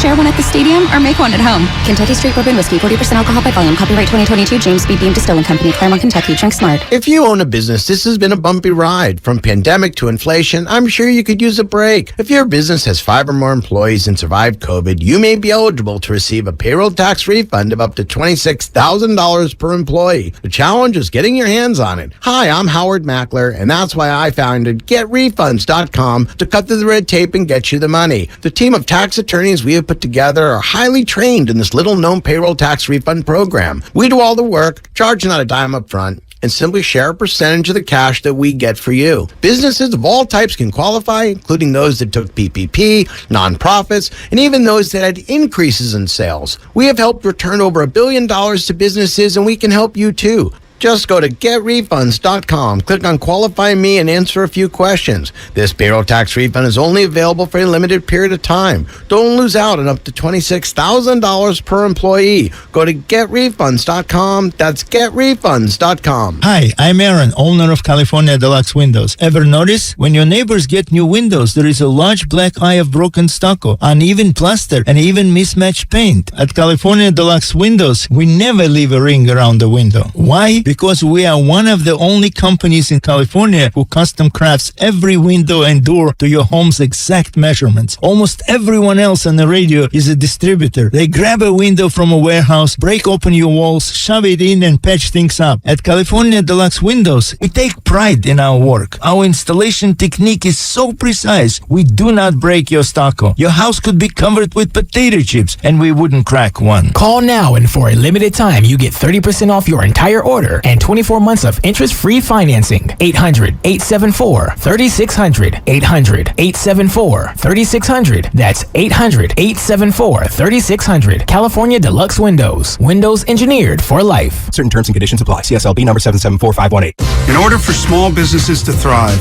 they need to be smart, efficient, agile, staying ahead of the market at every turn, and finding ways to do more with less. That's never been more important than it is right now. So for a limited time, Comcast Business is introducing Small Business Savings, a deal for companies across the country. When you call in now, you can get powerful internet for just $39 a month for 12 months. $39 a month with no annual contract and a money-back guarantee. All on the largest, fastest, reliable network for small businesses with the company that powers more businesses than anyone else. So if you're a small business owner, don't wait. Call and get started today. Comcast Business, powering possibilities. Offer ends 9/21/22. Restrictions apply. New Comcast Business 50 megabits per second internet customers only. Requires EcoBill and AutoPay. Equipment, taxes, and fees extra and subject to change. Call or go online for details. After promo, regular rates apply. You can't get much for $5 these days. Unless you go to Wendy's for a $5 Biggie Bag. Get your choice of double stack, junior bacon cheeseburger, or crispy chicken BLT. Plus 4-piece nugs, fries, and a drink. All for just $5. You got that bag. You got that Biggie Bag. You got that bag. That was smooth, wasn't it? That's how you're gonna feel when you get that Biggie Bag at Wendy's. U.S. price and participation may vary. Includes 4-piece nuggets, small soft drink, and small fry. Prices may be higher in Alaska and Hawaii. Wireless headphones. That'll be $200. I'll use my Capital One Quicksilver card. Now that's a hit. You used the Capital One Quicksilver card, which makes you the hero of every purchase. With Quicksilver, you earn unlimited 1.5% cash back on every purchase everywhere. I wanted running music, but unlimited 1.5% cash back is pretty heroic. Good instincts. Every hero needs a theme song. The Capital One Quicksilver card. What's in your wallet? Terms apply. See CapitalOne.com for details. What's your retirement look like? With Fidelity Income Planning, a dedicated advisor can help you create a flexible income strategy to grow and protect your wealth so you can stop worrying about the future and enjoy whatever comes next. Investment minimums apply. Fidelity Brokerage Services member NYSE SIPC. The Doobie Brothers 50th Anniversary Tour is coming to Shoreline Amphitheater September 27th, and 95.7 The Game has your tickets. For your chance to win, head to our contest page at 957thegame.com. If you own a business, this has been a bumpy ride. From pandemic to inflation, I'm sure you could use a break. If your business has 5 or more employees and survived COVID, you might be eligible to receive a payroll tax refund of up to $26,000 per employee. The challenge is getting your hands on it. Hi, I'm Howard Mackler, and that's why I founded GetRefunds.com to cut through the red tape and get you the money. The team of tax attorneys we have put together are highly trained in this little-known payroll tax refund program. We do all the work, charge not a dime up front, and simply share a percentage of the cash that we get for you. Businesses of all types can qualify, including those that took PPP, nonprofits, and even those that had increases in sales. We have helped return over $1 billion to businesses, and we can help you too. Just go to getrefunds.com/sports, click on Qualify Me, and answer a few questions. This payroll tax refund is only available for a limited period of time. Don't lose out on up to $26,000 per employee. Go to getrefunds.com/sports. That's getrefunds.com/sports. You're listening to 95.7 The Game, KGMZ FM at HD1 San Francisco. Always live on the free Odyssey app.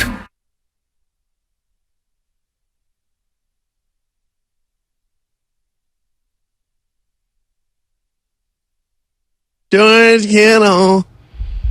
Now, back to Steiny and Guru on 95.7 The Game. He's hurt again. I'm going to give you a 3. Okay. This is why I love our show, because people out there who listen know that there's nuance to everything. Okay.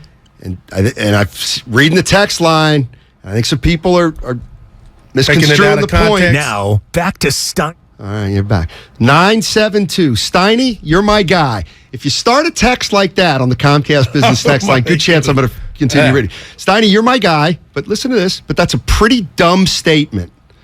NFL teams trade several picks all the time for college guys they think will be great, but they really have no clue if they will.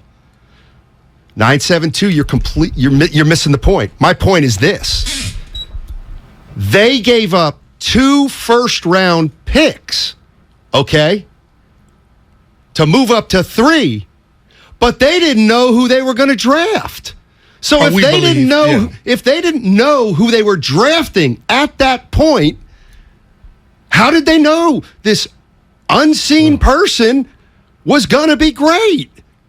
Like, that's why I said they were all lumped together, Steiny. Like, I feel like by default, one of the 3 would have sufficed. Like hey, if we'll pick them out of it. Well, guess what? All 5 of them might end up being average. Man. But you moved up to 3, not like, to me, you know what? Okay, so it'd be like the Jordan draft. All right? And you hear, well, we know for sure definitely number 1, the number 1 team's taking Olajuwon. Yeah. He's the best big man in the league. And you know what? We're starting to, there's no way, but the Nets may take Sam Bowie. Oh, my gosh. I'm telling you, no, they're gonna. Okay, you know what? Now, let's break the bank to get to 3 to draft Michael Jordan. Not let's get up to 3 to take the next pick. A proven commodity. I don't get it, man. Yeah. And a lot of people don't. No chance they needed to give up all that for that. And it's the 650, Steiny. This is what I'm saying. Like, I need to work on my lexicon or do something better with my words this week. 650 from the Comcast business text line. It's one game in a monsoon. Relax. Nobody's jumping to the conclusion of what Trey's going to be. My only issue with it, people, is Morris Day. You don't got that time. This team was ready to go. It just proved to you last year. You had something maybe greater in Jimmy in the meantime, Steiny, that gave you a better chance of winning the Super Bowl. And to me, that's all it's about. And that's why when we went 15 rounds in the 8th round, I kept getting mad at you, and you weren't wrong.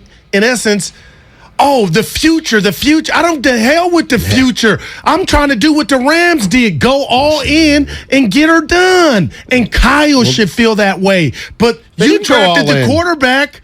It's the cake's still in the oven. Maybe the batter ain't even made. Steiny Guru, if Trey Lance leads us to the Super Bowl in 2 or 3 years and win, of course no. Is that still a bad pick? No. Again, you're missing the point. Not I'm not saying it's a now. bad pick. Yeah. I have no idea if it's a good or bad pick. What I'm saying is the circumstances leading up to the drafting of Trey Lance, what the 49ers gave up for him, combined with his level of experience, which was so little. Like, and then bringing Garoppolo back. All right, and when you say Garoppolo, give me the quarterback Rick that you Barry. win one. This is crazy. It is, and we're not the only one pointing it out. Don't kill the messenger. You know what? We'll just do a show with the Comcast Business Text Line. Steiny, you're not right all the time. You don't know if the 49ers didn't already know they wanted Trey Lance. You're right. I'm going on what John Lynch said. And John Lynch said after they made the trade, Trey started to grow on him. He did not say we knew on that day we were taking Trey Lance. Yep. You know what? Yeah. To me, that's why you do it. And you stick by it and you go, we think Trey Lance is going to be the greatest quarterback of all time. I can tell you what you can't do, and you're not Nostradamus. I'm not. Trey Lance may take this team to the Super Bowl and win it this year. We don't know that, but we're just talking about me mainly, Steiny, why you went away from Garoppolo, even with his warts, and you were as close as you can get to put somebody in that may not even be up to speed to be that. And then the team, you lose in the wild card round. That's successful season for Trey Lance, but for the Niners, following last year's season, I don't know too many diehard fans that would be happy with that. Everyone agreed at the time it was time to draft. You know what? Again, I have no. If you wanted to move off Jimmy and draft his replacement, that's fine. But okay, then draft the right guy. Yeah. And I'm not saying he's the wrong guy, but you gave up a lot. He's got to be the right guy if you gave up all that much. Right. Let's listen. You want to listen to some Shanahan sound? Sure. This is from today. This is from moments ago at the press conference. We haven't heard it. You haven't heard it. Guru hasn't heard it. Let's analyze after we hear it. I just compare it to all the quarterbacks in the league who run, and there's times to slide, there's time to take edges and dive. There's ways for receivers who get tackled going forward, splitting two people where they're getting hit on the sides of their shoulders that you don't feel. You got to get down when you have people in certain areas that are vulnerable, but there's going to be some that he gets hit on, and there's going to be some that he can protect himself, and that's us for him and us to work through. Okay, there's nothing there. He's just he's got to learn how to slide better. Yeah. Okay, this is on, looks like how he handled his first game. Great. Yeah, he comes back like the rest of the team on Monday, and we stay here till we usually finish reviewing everything with the players by 4. Trey's a guy who's always hard on himself, looks at everything hard, and comes in Tuesday and does all his rehab and gets ready. And like the other players do, we don't see much of them on Tuesdays. Gets a little bit with the quarterback coaches, but Trey does everything right. Okay, so that was probably how he handled the following day or two. We know Trey's a grown man, legit, class act, gets it, all those kind of things. I would expect to hear that. Let's go to Shanahan on penalty issues. Just being smarter. I mean, when we go over all the penalties that we had, I think a few of them were definitely avoidable, but just trying to be more detailed in everything we do. Don't let anything slide. Point everything out. Nothing different than usual. I expect us to be a lot cleaner this week. But jump in if anything. No, it's catches your ear. And it'll be, there is a chance of rain, but it won't be a monsoon. I'm expecting a better version of the San Francisco 49ers. I'll start with offense, but Steiny, if I had $1 for every time it was reported that him and Ayuk were the new captain in Tennille, I'd be a rich man. In the first game out, Ayuk, I'm not saying it's Trey's fault. They produced 2 catches. Deebo Samuel, 2 catches. Well, guess what? That ain't going to get it done. And I don't want my star quarterback, who's by all accounts has wheels, I don't want him running the damn ball 13 times with these big-ass linemen falling on top of him. I just didn't like the game plan. You know who controls that? Kyle. And every time my boy would step back Lance and make a completion, he wouldn't get another chance to go back-to-back. Not enough for me. Let Lance learn. Here's what I believe. This is a playoff Russ Cook. You didn't get it. Here's what I would believe. I believe is essentially the situation. You tell me if you agree, 49er fans. Trey Lance is drafted. and he sits behind Jimmy for a year, which is fine. Nothing to see here yet. But look, we're getting off Jimmy, and we're going to the young quarterback, Trey Lance. All right, he's been in the system for 1 year. We like what we see so far. We think he can do some things. He'll go through the summer, maybe some growing pains early in the season, but okay, fine. They got to a point in training camp where the one thing I believe about Kyle Shanahan is that, first and foremost, and he said this his whole career, he wants a guy who can throw from the pocket, and if they can make a play, great. So at some point when they said, we're going to Trey Lance, I think they thought he was better in the pocket than he's turned out to be. Okay, fair enough. Yeah. So now I'm starting to think he ran 16 times last game, right? 13. I'm sorry. Yep. So Kyle Shanahan's smart enough to know that if you take Trey Lance's running and evasive game away from him, then he's one-dimensional, and the one dimension is his weakness. So we must incorporate running with for Trey Lance. Okay. We must. And at that point, they realized he's going to get hurt. He has to get hurt running the ball this much. He got hit too much for me. And so we need Jimmy Garoppolo. Well, again, 49er faithful, Steiny, hopefully that's not what happens. And, I just don't like that the quarterback like Trey Lance needs to learn on a sliding. Like, that is not natural. So, again, he ran 13 times. He's a young, strapping kid. Threw the ball 28 times. Now that has me thinking against Seattle, maybe we see 35 to 40 passes. But, again, I'm not saying he's a bust. I'm saying he's going to take time. And is there a cost at the time he's going to take for the greater good of the football team? I don't think that's I don't think that's hating. That's just a reality. And I won't rob. That's my new thing I always say to you, Steiny. You can't rob him of that. I won't rob Trey Lance of getting this team to the NFC Championship game. But who's to say he'll get to that Thank you. Nobody's writing it off. But when you say that, these people are going to go crazy on the Comcast Business Text Line and Twitch and YouTube about... Let him go. Let him go. Turn it off. No, I like it. Turn it off. I know you do. But 49ers, according to 925, 49ers needed to start the clock now. Okay, great. I'm not saying the move was bad, good, or indifferent. But it's risky as hell, and it's fraught with things that could work. Like, listen, people stop being negative. If Trey Lance gets hurt, hurt in week 5, and Jimmy still gets him into the playoffs. Guess what? The move worked. All right. And will you admit, because I think you have. You know what? I'm not taking words call. What Can happened? we possibly be positive for one day? We're not being negative at all. We're throwing out possible scenarios because the 49ers put themselves in a position where they were going to get examined way more than any other football team. Ask your partner, outside, you got to ask, what this 49er quarterback situation reminds you of. Me. Ask me that. Hey, Goo, what's this 49ers situation remind you of? A Rubik's Cube. Because there's so many possibilities, Matt Steinmetz, that we can't control. And if Trey gets hurt, chalk one up for the Niners for bringing Jimmy back. But I'm not saying if Trey doesn't get hurt, they can't get to their goal. I just don't like. They were ready to win now. In my world, I saw it last year, and I still believe it. So here's my. So for all you all out there saying, like, you got positive. Can you be positive for one day? It's like, say he threw for 400 yards. Well, hold on. No, today's the day. Okay, so the positivity would be, guys, it's one game. It's one game. All right, one game.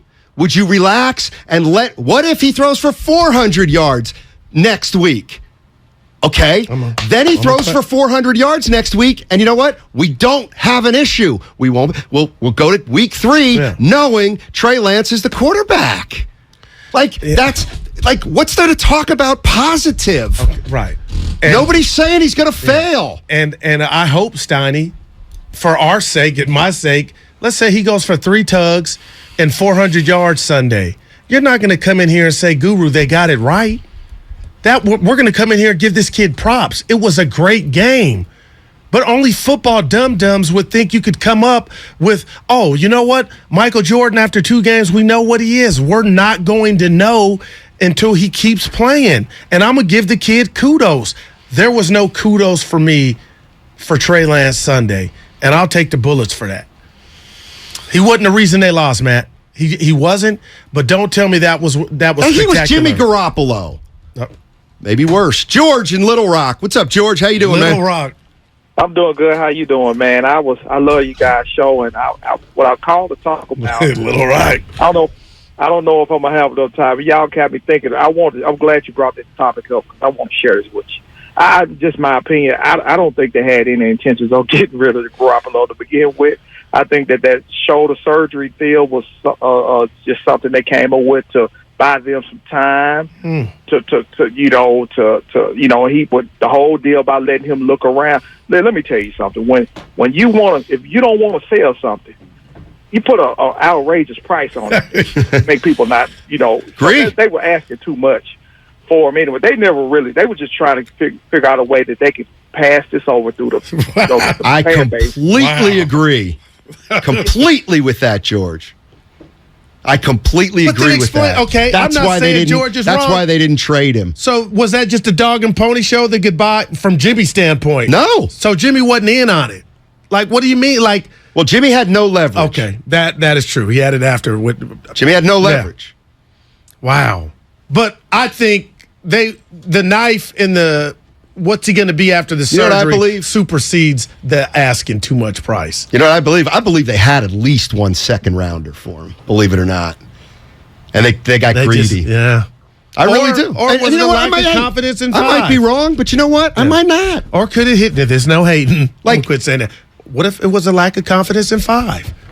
Like, hey, I'd like to keep Jimmy around, man, because I don't want to not lose if he doesn't pan out. It ain't fair. Clyde in San Francisco. Hey, Clyde, what's going on? Hey, guys, how you doing today? Dynamite. Steiny Guru, mainly Guru.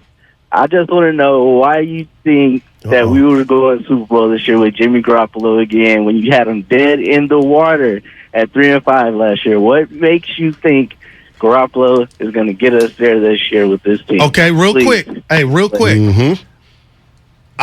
I don't care how they got there. He was the quarterback, but he took you there in 19, and he got up off the mat after 3-5 when I had him dead in the morgue. I got to tip my cap because he got him a 10-point lead or was part of it in the NFC Championship. So they're running that team back. If there were no Trey, why would it be ludicrous to expect that they would be in it again? Because in 2019, we had a hell of a running game, and last year he threw a couple interceptions that should have been touchdowns. Well, thanks, Clyde. Appreciate the call. I got from Arkansas. I got no problem with the 49ers wanting to move off Jimmy Garoppolo, even after the NFC. I got no problem with that. You moved heaven and earth to get Trey Lance. You got to play the kid. But why'd you move heaven and earth if you weren't convinced that he was going to be really, really good? Okay, that's how you. Okay, mine is why were you so? How do you know who was going to get him? But you. Well, you don't know who was going to get Trey Lance. And if you listen to Cosell and Martz, if he ain't hating, there is a lot of Trey Lance naysayers, not named Steiny and Guru. Bonte made this list. We're on it. I shouldn't be on there. I was rooting for the kid last year. Can I give you a theory just before you go? I honestly believe now, had he been on his P's and Q's and gave them the right SAT score they wanted, he could have took over that team last year after the Tennessee debacle. And it would have been his for good. All right. So that can be an example of a lack of confidence. And if he had the SAT score that they really wanted, he could have took this job from Jimmy when we saw Shasky and Bonte and everybody. I was part of it, going crazy after that day in camp. So we're omitting a chance that Trey had a chance to start last year if Kyle, who is a guru, Steiny, if he would have saw what he wanted to see. That's just the thought. Here's the thing. One thing I do believe right now, the 49ers gave up way too much to move up to number 3. Way too much.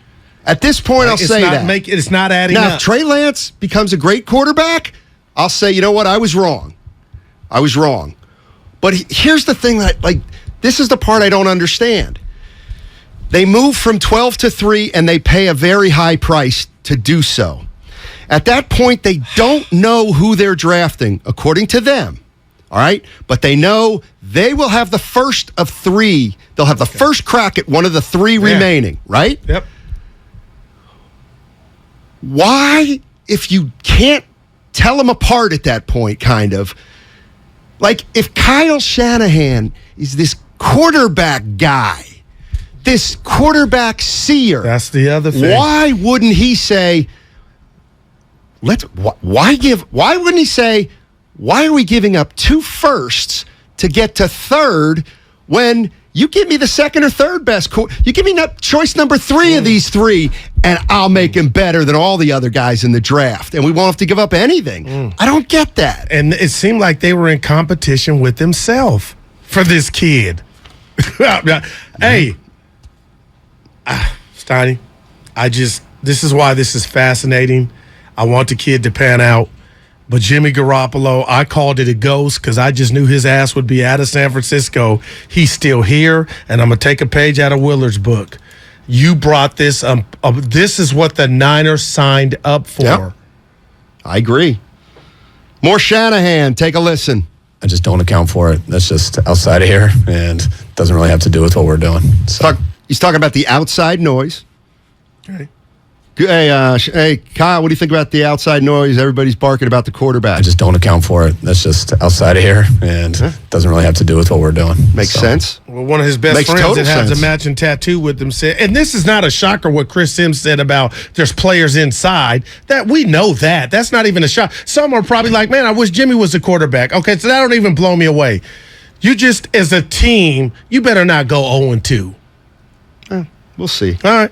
But, of course Kyle Shanahan's going to say he doesn't care about the outside noise. If there's any coach who would say, I don't give a rat's behind about the outside noise, it's Kyle Shanahan. You know why? Because he's arrogant. All right.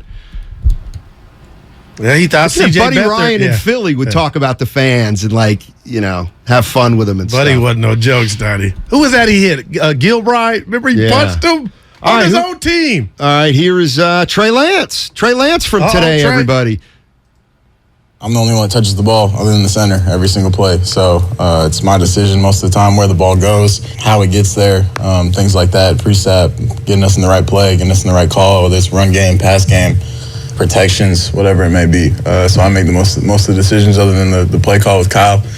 So at the end of the day, I see it as there was always pretty much a better answer. If I don't, incomplete pass, whatever, there was always, for me going back and watching the tape, there's always an option or always a better answer, unless we do make an explosive and I do make the right play. But ball placement, little things like that could have got us to 3rd and 2 versus 3rd and 4. Little things like that. But yeah, going back and watch the tape, whether it's practice or a game, I feel like that's, like I said, where I learn so much every single rep. Because little things like that can make all the difference. In the long run, especially in a game like that. I'll tell you what, he's got that game down perfect. Give him A+. I'm rooting for him, man. All right, cheap shot if he knew how to play, like he knows how to talk to the media. 49ers win 31. We ain't seen enough. I'm just kidding. I get it. Just we haven't seen enough. Okay, I'll turn that into a positive. Look, the kid's smart. And I say he's 22. He's 22, and people are asking him to win a Super Bowl. Well, we talked about it yesterday, the 5 sophomore quarterbacks that took their team to a Super Bowl. They all played in year 1. Hey, Lance, more Lance, and then we'll get out of here. And then I'll tease this one. I'm going to take a call on the other side, and the comment is, Steiny has my blood boiling today. We'll talk to him in a minute. Hey, here's the last don't forget, Trey Lance. Before you press play, my family thing I got to run by you guys. He just right, like Walter Matthau. Right? It's kind of what the defense dictates, what the concepts dictate. He made a couple big plays, and he's had a great training camp. So, man, still all the trust in the world. It definitely wasn't anything like that. I know you guys freak out when VA only has you especially, when VA only has a certain amount of touches. But it's definitely not like we go into a game being like, okay, we're going to get the Debo the ball 8 times plus or whatever it may be. You know, Debo's obviously going to get more touches because he's in the run game. But, yeah, VA for sure. I mean, he's a huge weapon for us, and he's done a great job, and that'll start to show more and more. Promise. See, that's cool. You had a little fun there with the person who asked the question. I like Trey Lance. What are the biggest games this weekend? The ones that are going to make you money, right, Goo? If you want to beat the books, then you have to cash the ticket. Hosts Mike Valenti and Jim Costa set the stage for the weekend of football with some tips and tricks to help you bet confidently. This is the perfect podcast for football fans. New episodes every Thursday and Friday. Follow Cash the Ticket on the free Odyssey app or wherever you get your podcasts. Have you been in a car accident? Chilton Auto Body has 15 convenient Bay Area locations to help restore your vehicle to pre-accident condition. Chilton Auto Body is also actively hiring for all positions. For more details, head to chiltonautobody.com. The Bay Area's leader in collision repair. Man, I slept. New ZQuil Pure Z's Restorative Herbal Sleep is made for people who are tired of being tired. I've never slept like this before. I've never woken up like this before. A melatonin-free sleep aid made with a botanical blend that contains clinically studied and effective valerian root, hops, and passion flower, shown to help promote better restorative sleep. ZQuil Pure Z's Restorative Herbal Sleep. Sleep this good, feel this good. Available at retailers near you. We tried Dynovite for gut health and immune support, and after a couple of weeks, our little Gizmo was acting like a puppy again. His coat was shinier, he had a lot less scratching and shedding, and he seemed like his happy old self. My dog smelled and scratched constantly. We bathed and sprayed her, took her to the vet, but no results. Now, a little Dynovite in her food helps Bella keep her beautiful coat with no scratching or smell. Get 10% off your next order of Dynovite nutritional supplements for dogs at Dynovite.com. Happier, healthier with every bite. Over 1 million pets helped with Dynovite. Hey, Becky, what about this beat for your next song? It's cool, but I'm into faster stuff lately. Like Xfinity that gives me beyond gig speeds. Got it. What about this then? It sounds powerful, just like Xfinity. Because its supersonic Wi-Fi has 3 times the bandwidth, you can connect hundreds of devices at once. That's what I call power. Unbeatable internet from Xfinity. Made to do anything so you can do anything. Get the Xfinity Supersonic Bundle with unlimited gig speed internet, Wi-Fi equipment included, and a free 4K streaming box. All for $50 a month with a 2-year internet rate guarantee and no annual contract when you add Xfinity Mobile with unlimited data at regular rates. Go to Xfinity.com/gig, call 1-800-XFINITY, or visit a store today. Limited time offer. Restrictions apply. Requires paperless billing and autopay. New Gigabit Extra internet customers only. Taxes and fees extra and subject to change. Xfinity Mobile requires post-pay Xfinity internet. Reduced speeds after 20 gigabytes wireless usage. After 24 months, regular rates apply. Requires compatible Xfinity gateway. O'Reilly. See the road ahead more clearly with Sylvania Bulbs and O'Reilly Auto Parts. Right now, purchase select Sylvania bulbs and get a $15 gift card after mail-in rebate, plus receive double O-Rewards points. Replace your bulbs today and see better tonight. Let the professional parts people help you find the bulbs you need. Visit O'Reilly Auto Parts or O'ReillyAuto.com. O'Reilly Auto Parts. Ever since I got the new Galaxy Z Flip 4, I've been learning all these new tricks with my dog Finn.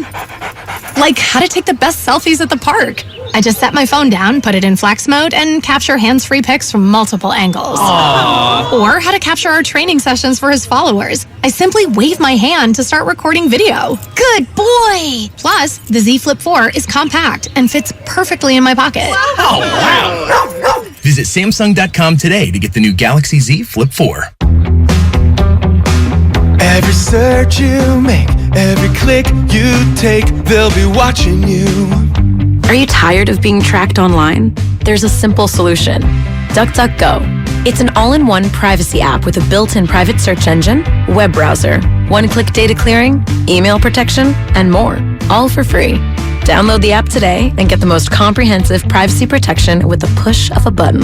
DuckDuckGo. Privacy simplified. Dell Technologies' semi-annual sale has arrived, and it's time to upgrade to the latest business technology. Save big on laptops and desktops with Windows 11 Pro. Plus, get amazing deals on server, storage, and cloud solutions, as well as top work accessories, including docks, monitors, and more. Dell Technologies recommends Windows 11 Pro for business. Call a Dell Technologies advisor at 877-ASK-DELL. That's 877-ASK-DELL for special business offers during our semi-annual sale. Prescription products require an online consultation with a healthcare provider who will determine if a prescription is appropriate. Restrictions apply. See website for full details and important safety information. Subscription required. Refund available for 60 days after purchase. Hey guys, did you know there's a generic form of Viagra that works just the same but is 90% cheaper? And you can get it online? Just go to 4hims.com/joy. You'll get a free medical consultation, discreet shipping if prescribed, a 100% online process, and trusted generic alternatives to the biggest brands at 90% off. That's right, get generic for Viagra, the same active ingredient as brand name Viagra, but 90% cheaper. It's the same medication you get from your doctor, but with zero copay, no expensive appointments, and no awkward face-to-face conversations. Results are guaranteed or your money back. To start your free online visit, you need to go to this exclusive address,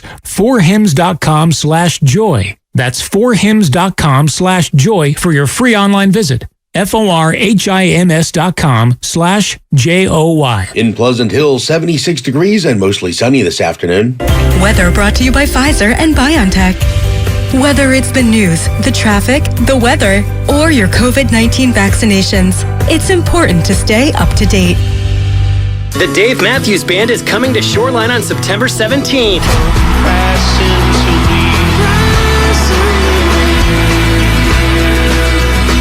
For more info and tickets, visit 957thegame.com/events.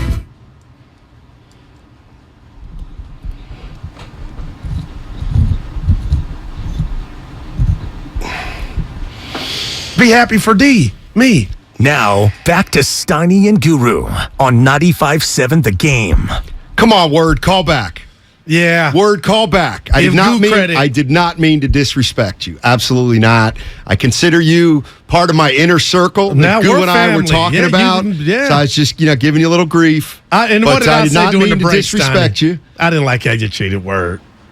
Okay. Yeah. I said I was sorry to him. I know. Gotcha. And the fact of the matter is this, and I'll be honest with you. That's your saying. The guy Word is the kind of fan that I like and respect. No doubt. That's why I like Word. Yeah. Now, I don't know about Tamir. In Oakland. What's up, Tamir? How you doing, buddy? Hey, what's up, guys?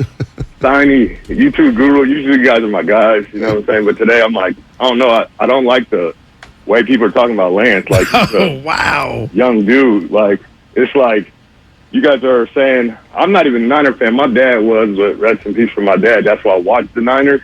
But you know what I'm saying? Like, Jimmy G was not Joe Montana or Young. Right. It was the defense that won those games. These same throws that Trey Lance may have messed up on there, Jimmy G messed up as well as when he played. So I'm like, we got to, as Aaron Rodgers would say, relax. I think that's what everybody needs to do. This is technically rookie's fourth game he played. Can only get better. I saw throws that Jimmy G couldn't make at all that he did in that game. And with the type of line we have right now, Jimmy G would have got killed last game with that because he can't scramble or anything. We know he's Mr. Fragile. So Tamir, he's injured anyway. Tamir, give Steiny and myself this because you got the ears. We're talking. I'm trying to listen. We're not saying Trey's not going to be good. Like what? We're just saying talking about the possibilities. Does it sound like we're beating the guy up? No, you're not as bad as the national media. Okay, like I'm see, saying. that's what's happening. That's what's happening, Tamir. Yeah, and you know what? Thanks, Tamir. Appreciate it. Well, first of all, and they feel like they're taking it out on us because they can't get at those people. Let me be crystal clear. Crystal clear. This is so much more about Shanahan than Lance. That's my line. You're right. Trey Lance to me is a I don't want to say bit player. I said but Trey that. Lance he's only a pawn in their game. Bob Dylan. Only a pawn in their game. No, this is about Kyle Shanahan. And that's all I've been talking about. I don't care Trey if we Lance get to may game be good, 9 great, and he gets yanked. Or in the I middle. will not tell you, and it won't be fair that he's a bust. Hey, man. Hey, 510, you're my guy. They're asking Trey to win this. They're trying to win the Super Bowl with a guy who's 22 years old. I think that's going to be really hard. You got me thinking Comcast about Bob business Dylan. text. Hey, by the way, I'm going to go ahead and do this. I'm doing it. I'm doing it on a Wednesday. Let's go. Let's see. Here, you ready? This is big. You didn't run it by me. I don't know if I like it. I did run it. Yeah. It's a Payday Friday. Oh. We got a Payday Friday coming up. All right? Guru, Evan, and whoever's sitting in that other chair. Cafeteria action. Friday, Payday Friday at the Old Ship Saloon. The last one we did of these was before the pandemic. Man. And we had a lot of people come through, and it was a ton of fun. We're going to do that on Friday. Bring it in. Yeah, we're going to do it on Friday. I'm out of Yoon in the house. We are going to be, you want to be part of Payday Friday? Yeah. We'll be at the Old Ship on Battery.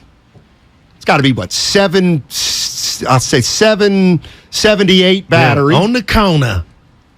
And right on the corner. Yep. Come by, say hi. Let's go. Tell me I'm being negative to my face. Well, not that I'm going to fight you. Oh, jeez, no. Like your boy was about to get it, Littell. Dude, Gabe looked like I got some street in me. Let's go. He was walking behind your boy like he was about to put some hands and paws on him. Gabe, the way he walked, like he was his dad, and just let's go. You want me to badger? Yeah, Wisconsin. Ain't never been in a fight in his life, Gabe Kapler. But see, I don't hold that against him if I'm he just hadn't. making it up. Oh, did you see my tweet last night? No. The top 10 female rappers of all time. TC and Sack wants to talk about Kyle Shanahan. What's up, TC? How you doing, buddy? Mm-hmm. Yes, Steiny Guru. What's up? It's your boy again, man. What's going on? Hey, TC and Sack. All right. Yeah. It falls on Kyle, man. I mean, I honestly, Trey needs to clean up a few things and tighten up, but it's really on Kyle, man. It's about Kyle, his arrogancy and his egotism is getting in the way of properly developing Trey. And honestly, if they drafted him at 3 and they said, well, look, this is it, when he should have been in last year, bro. And if the team can't accept that, and if you can't get on ship, I understand about Trent Williams, George Kittle, Jimmy Ward, all these Bosa people in there. Like, if you guys are on board with Trey, get on board with Trey like you guys got on board with Jimmy. And it goes back to what I said before, what everybody's been saying. Get Jimmy out of town. And you kept him around. That's why it's a clown show, bro. It's all on Shanahan. And we don't even want to talk about the blown 10-point leads, getting up. I'll do that for you. Yeah. Okay. Yeah. Thanks, TC. Appreciate the call.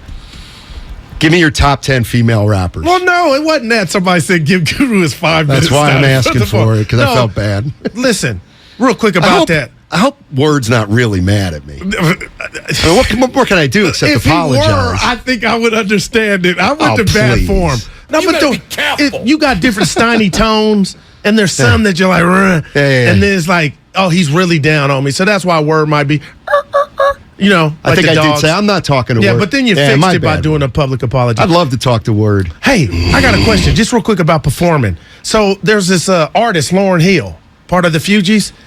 She cut her career short. She basically quit. Did. Evans in my ear, producer egos. How come she's not number one? I said, oh, simple. She quit. First you get the money, then you get the power. That's so great. That was number one. That's Little Kim. That's Final Hour. That's a great song. Dude, you shocked me. That album. I mean, that album was such a crossover album. But she quit. She cut her career too short. So you can't like be Edie one. Brickell. From where? She married Paul Simon. Oh, wow. Remember the song, What I Am Is What I Am, You What You Are, or What? I don't. The album's called Shooting Rubber Bands from the Sky. She kind of came on the scene. She was certainly more of a phenom than Trey Lance. But then she just cut short her career, and then she ended up getting married to Paul Simon of Simon and Garfunkel. Wait, so Lauryn Hill can't be the best ever because she didn't continue her career. But the stuff that she's put out is better than the rest of the people on your list. Oh, no, Little Kim, lyrically and mechanically, guys. Voice, cadence. Can I try to guess? Yeah. Who was on the list? Oh, yeah. Top 10 of all time. No Cardi B. I don't think I'll be able to. Girls. I don't think I'll be able to name 10. Yeah. Queen Latifah. Boom. Look at E. Gotta be, what's her name from... I don't know if it's going to be the group. You're 1 for 1. The guy who she said there was a fire, the Atlanta Rising, Left Eye. No, Lisa people Left Eye my Lopez. brother-in-law got mad at me. She didn't make it. Megan Thee Stallion. No, her and Cardi B prompted this. Let's go with... People like this. I hope you can come Oh, man. I need to think about it a little more. Let's go to Travis real quick. Let's talk about Shanahan. I'm not going to look on the text line. Okay, I promise. I just can't. My mind's, it's hard to think about Kyle Shanahan and Trey Lance and you a curveball. Raptors. Yeah. What's up, buddy? Steiny. Yeah. Steiny Guru, how are you doing today? What's up, baby? Dynamite. Talk to me. So I was going to pick up a package at FedEx around lunch, and unless I'm going deaf, I believe I heard some criticism of Kyle Shanahan on this station. Am I going crazy? Can I just know yes or no? Yes, that's material he's running. Yeah, you have. Okay, I'm going to say this. After that Super Bowl loss, I sat in my buddy's backyard, drunk as a skunk, cigarette. I don't smoke. And I said, I don't want this guy to get some fat extension for taking us to the Bowl. We did. Okay, that's fine. Look, I'll be really brief because I can go on and on. He's made critical mistakes. He has his arrogance. Here's what bothers me the most. Can you think of one time in his tenure where he's gone to the podium and said, hey, that one's on me? And taking the accountability, because that would make me feel so much better. I wanted to come on to ask you this question. I don't understand why this fan base is so quick. He's boy genius. He's a god. It reminds me of the whole Farhan thing, which is a different story. Let me ask you this. What has Shanahan done that Jim Harbaugh didn't do? I understand that there's a whole different, that was a whole different ballgame there, but let's look at that. What has he done that Harbaugh didn't do?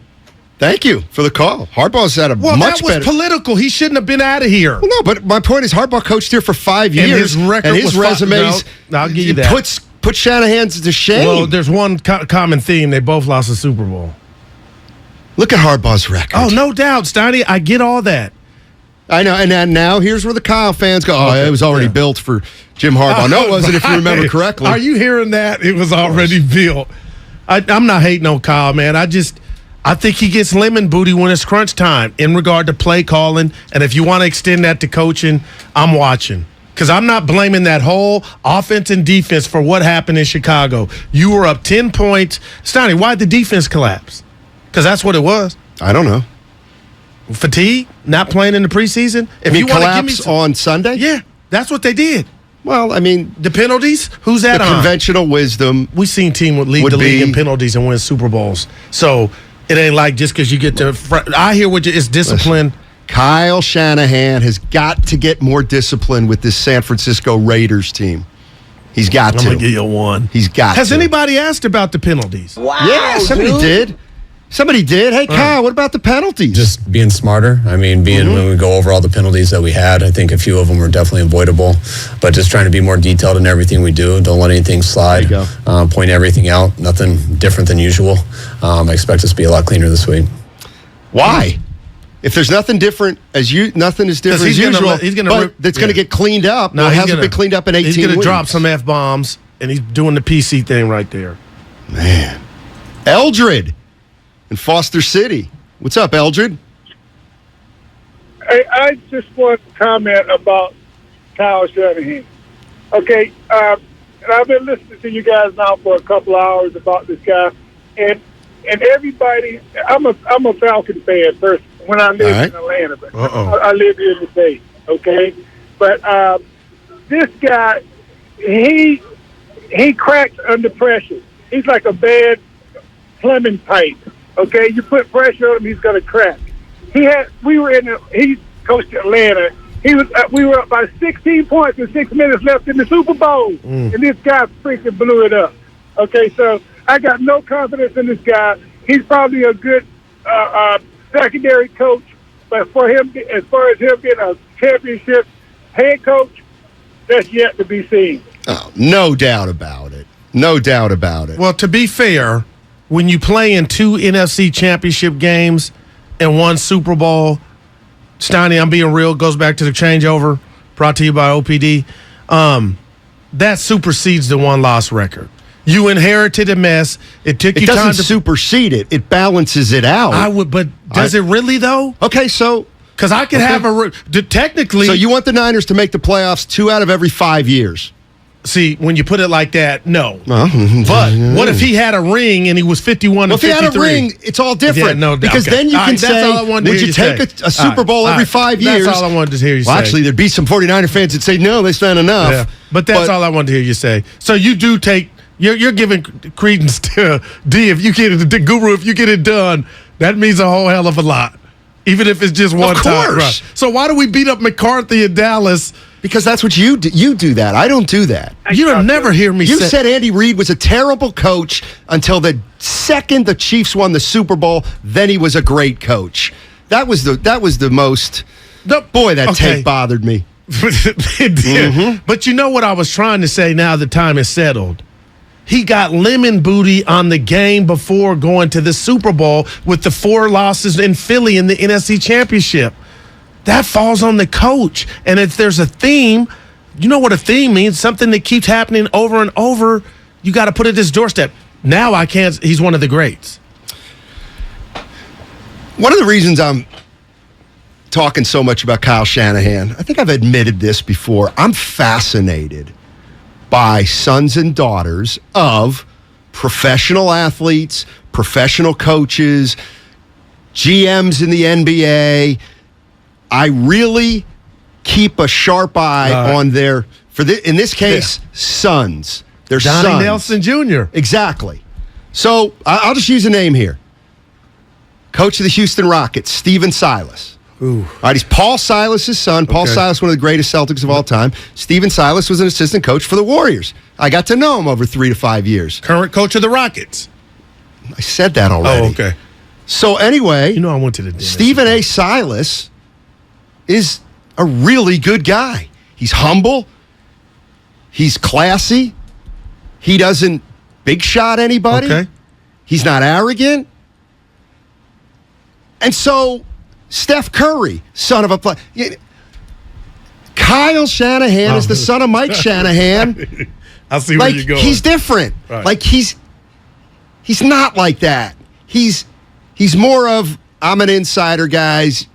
You know, I've been at this for a long time. My dad coached the Denver Broncos, so you know I'm pretty much the guy who's been around football my whole life. So be careful when you question me, guys, because I grew up in professional locker rooms. That's how he comes off to me. All right.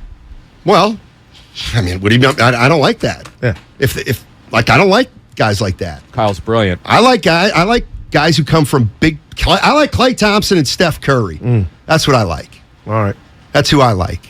That's all I'm saying. I like guys who are more inclusive. So you think he's a know-it-all, or he's above the people asking him questions because of his absolutely, lineage? Positively. I don't get that from him, Steiny. I completely understand it. When he was 11 years old, he was running around the sidelines at a Denver Broncos practice throwing the football with pro players. But don't rub that in people's face. He was in his dad's office designing plays. That's how he became a great coach. I get it. And to now kind of talk down to people who aren't in that environment just because they didn't grow up like that. I don't get that as much. I don't get that as much. I do. And here's the other thing. And here's where I think Kyle could be. You ready? Yeah. Go ahead. Sigmund Freud me up. Here's where I think Kyle could be walking a tightrope. Yes, he grew up in a pro locker room as the son of Mike Shanahan. Yes, he went to Texas and played at Texas. Wasn't a great player, but he played football at Texas. Yes, he did. Never played in the NFL. Ever. Chip on his shoulder? And so, no. So, if Kyle Shanahan is arrogant to the media and stuff because he's a lifer and his dad was Mike Shanahan. Okay. As Stephen A. Smith says, he better be careful because he's a coach of professional players. And that arrogance won't work on the players because they're there and he was never there. Okay. On the field. Right. He had opportunities virtually all those players never had. Right. But they made it as players. So he better be careful kind of coming down a road with arrogance. And I swear I was going to this. not to defend Kyle Steiny, but in 6 years, I don't think one player has even insinuated that his style was rubbing off on him the wrong way. You don't think there's any credit? You don't think if there's he's any that dude? And I'm not saying you're wrong. You don't think there's any 49er saying, but see, Kyle thinks he can pull this off? They are. I do. But the respect is when they say it out loud. No. That's where the disrespect comes. Disagree. Or the if tire. it's going on in the locker room, they're already in trouble. It has nothing to do with getting out. And I'm not saying we're there yet. Right. But well, my point is, they're not. They're putting the best foot forward. Of course, they're going to fake it. But what I'm getting at is, if you're in that locker room, you have every right to say, "Who's this dude? Who is this dude who thinks he can Okay. So that could tear you up within. My thing, Steiny, is from the outside looking in, is when you go public with that or whisper to Chris, "Hey, this dude really he's it's a credit to the classy players." People said Kapler off this one incident lost the locker room. That ain't cool. But and I was kidding at the time about the Ayuk thing. Yeah. And I'd be like, Ayuk's got to get out of it. Yeah. And what were you? You were on the other side. Yeah. Okay, well, maybe you were right. Maybe that's Kyle's arrogance. All right.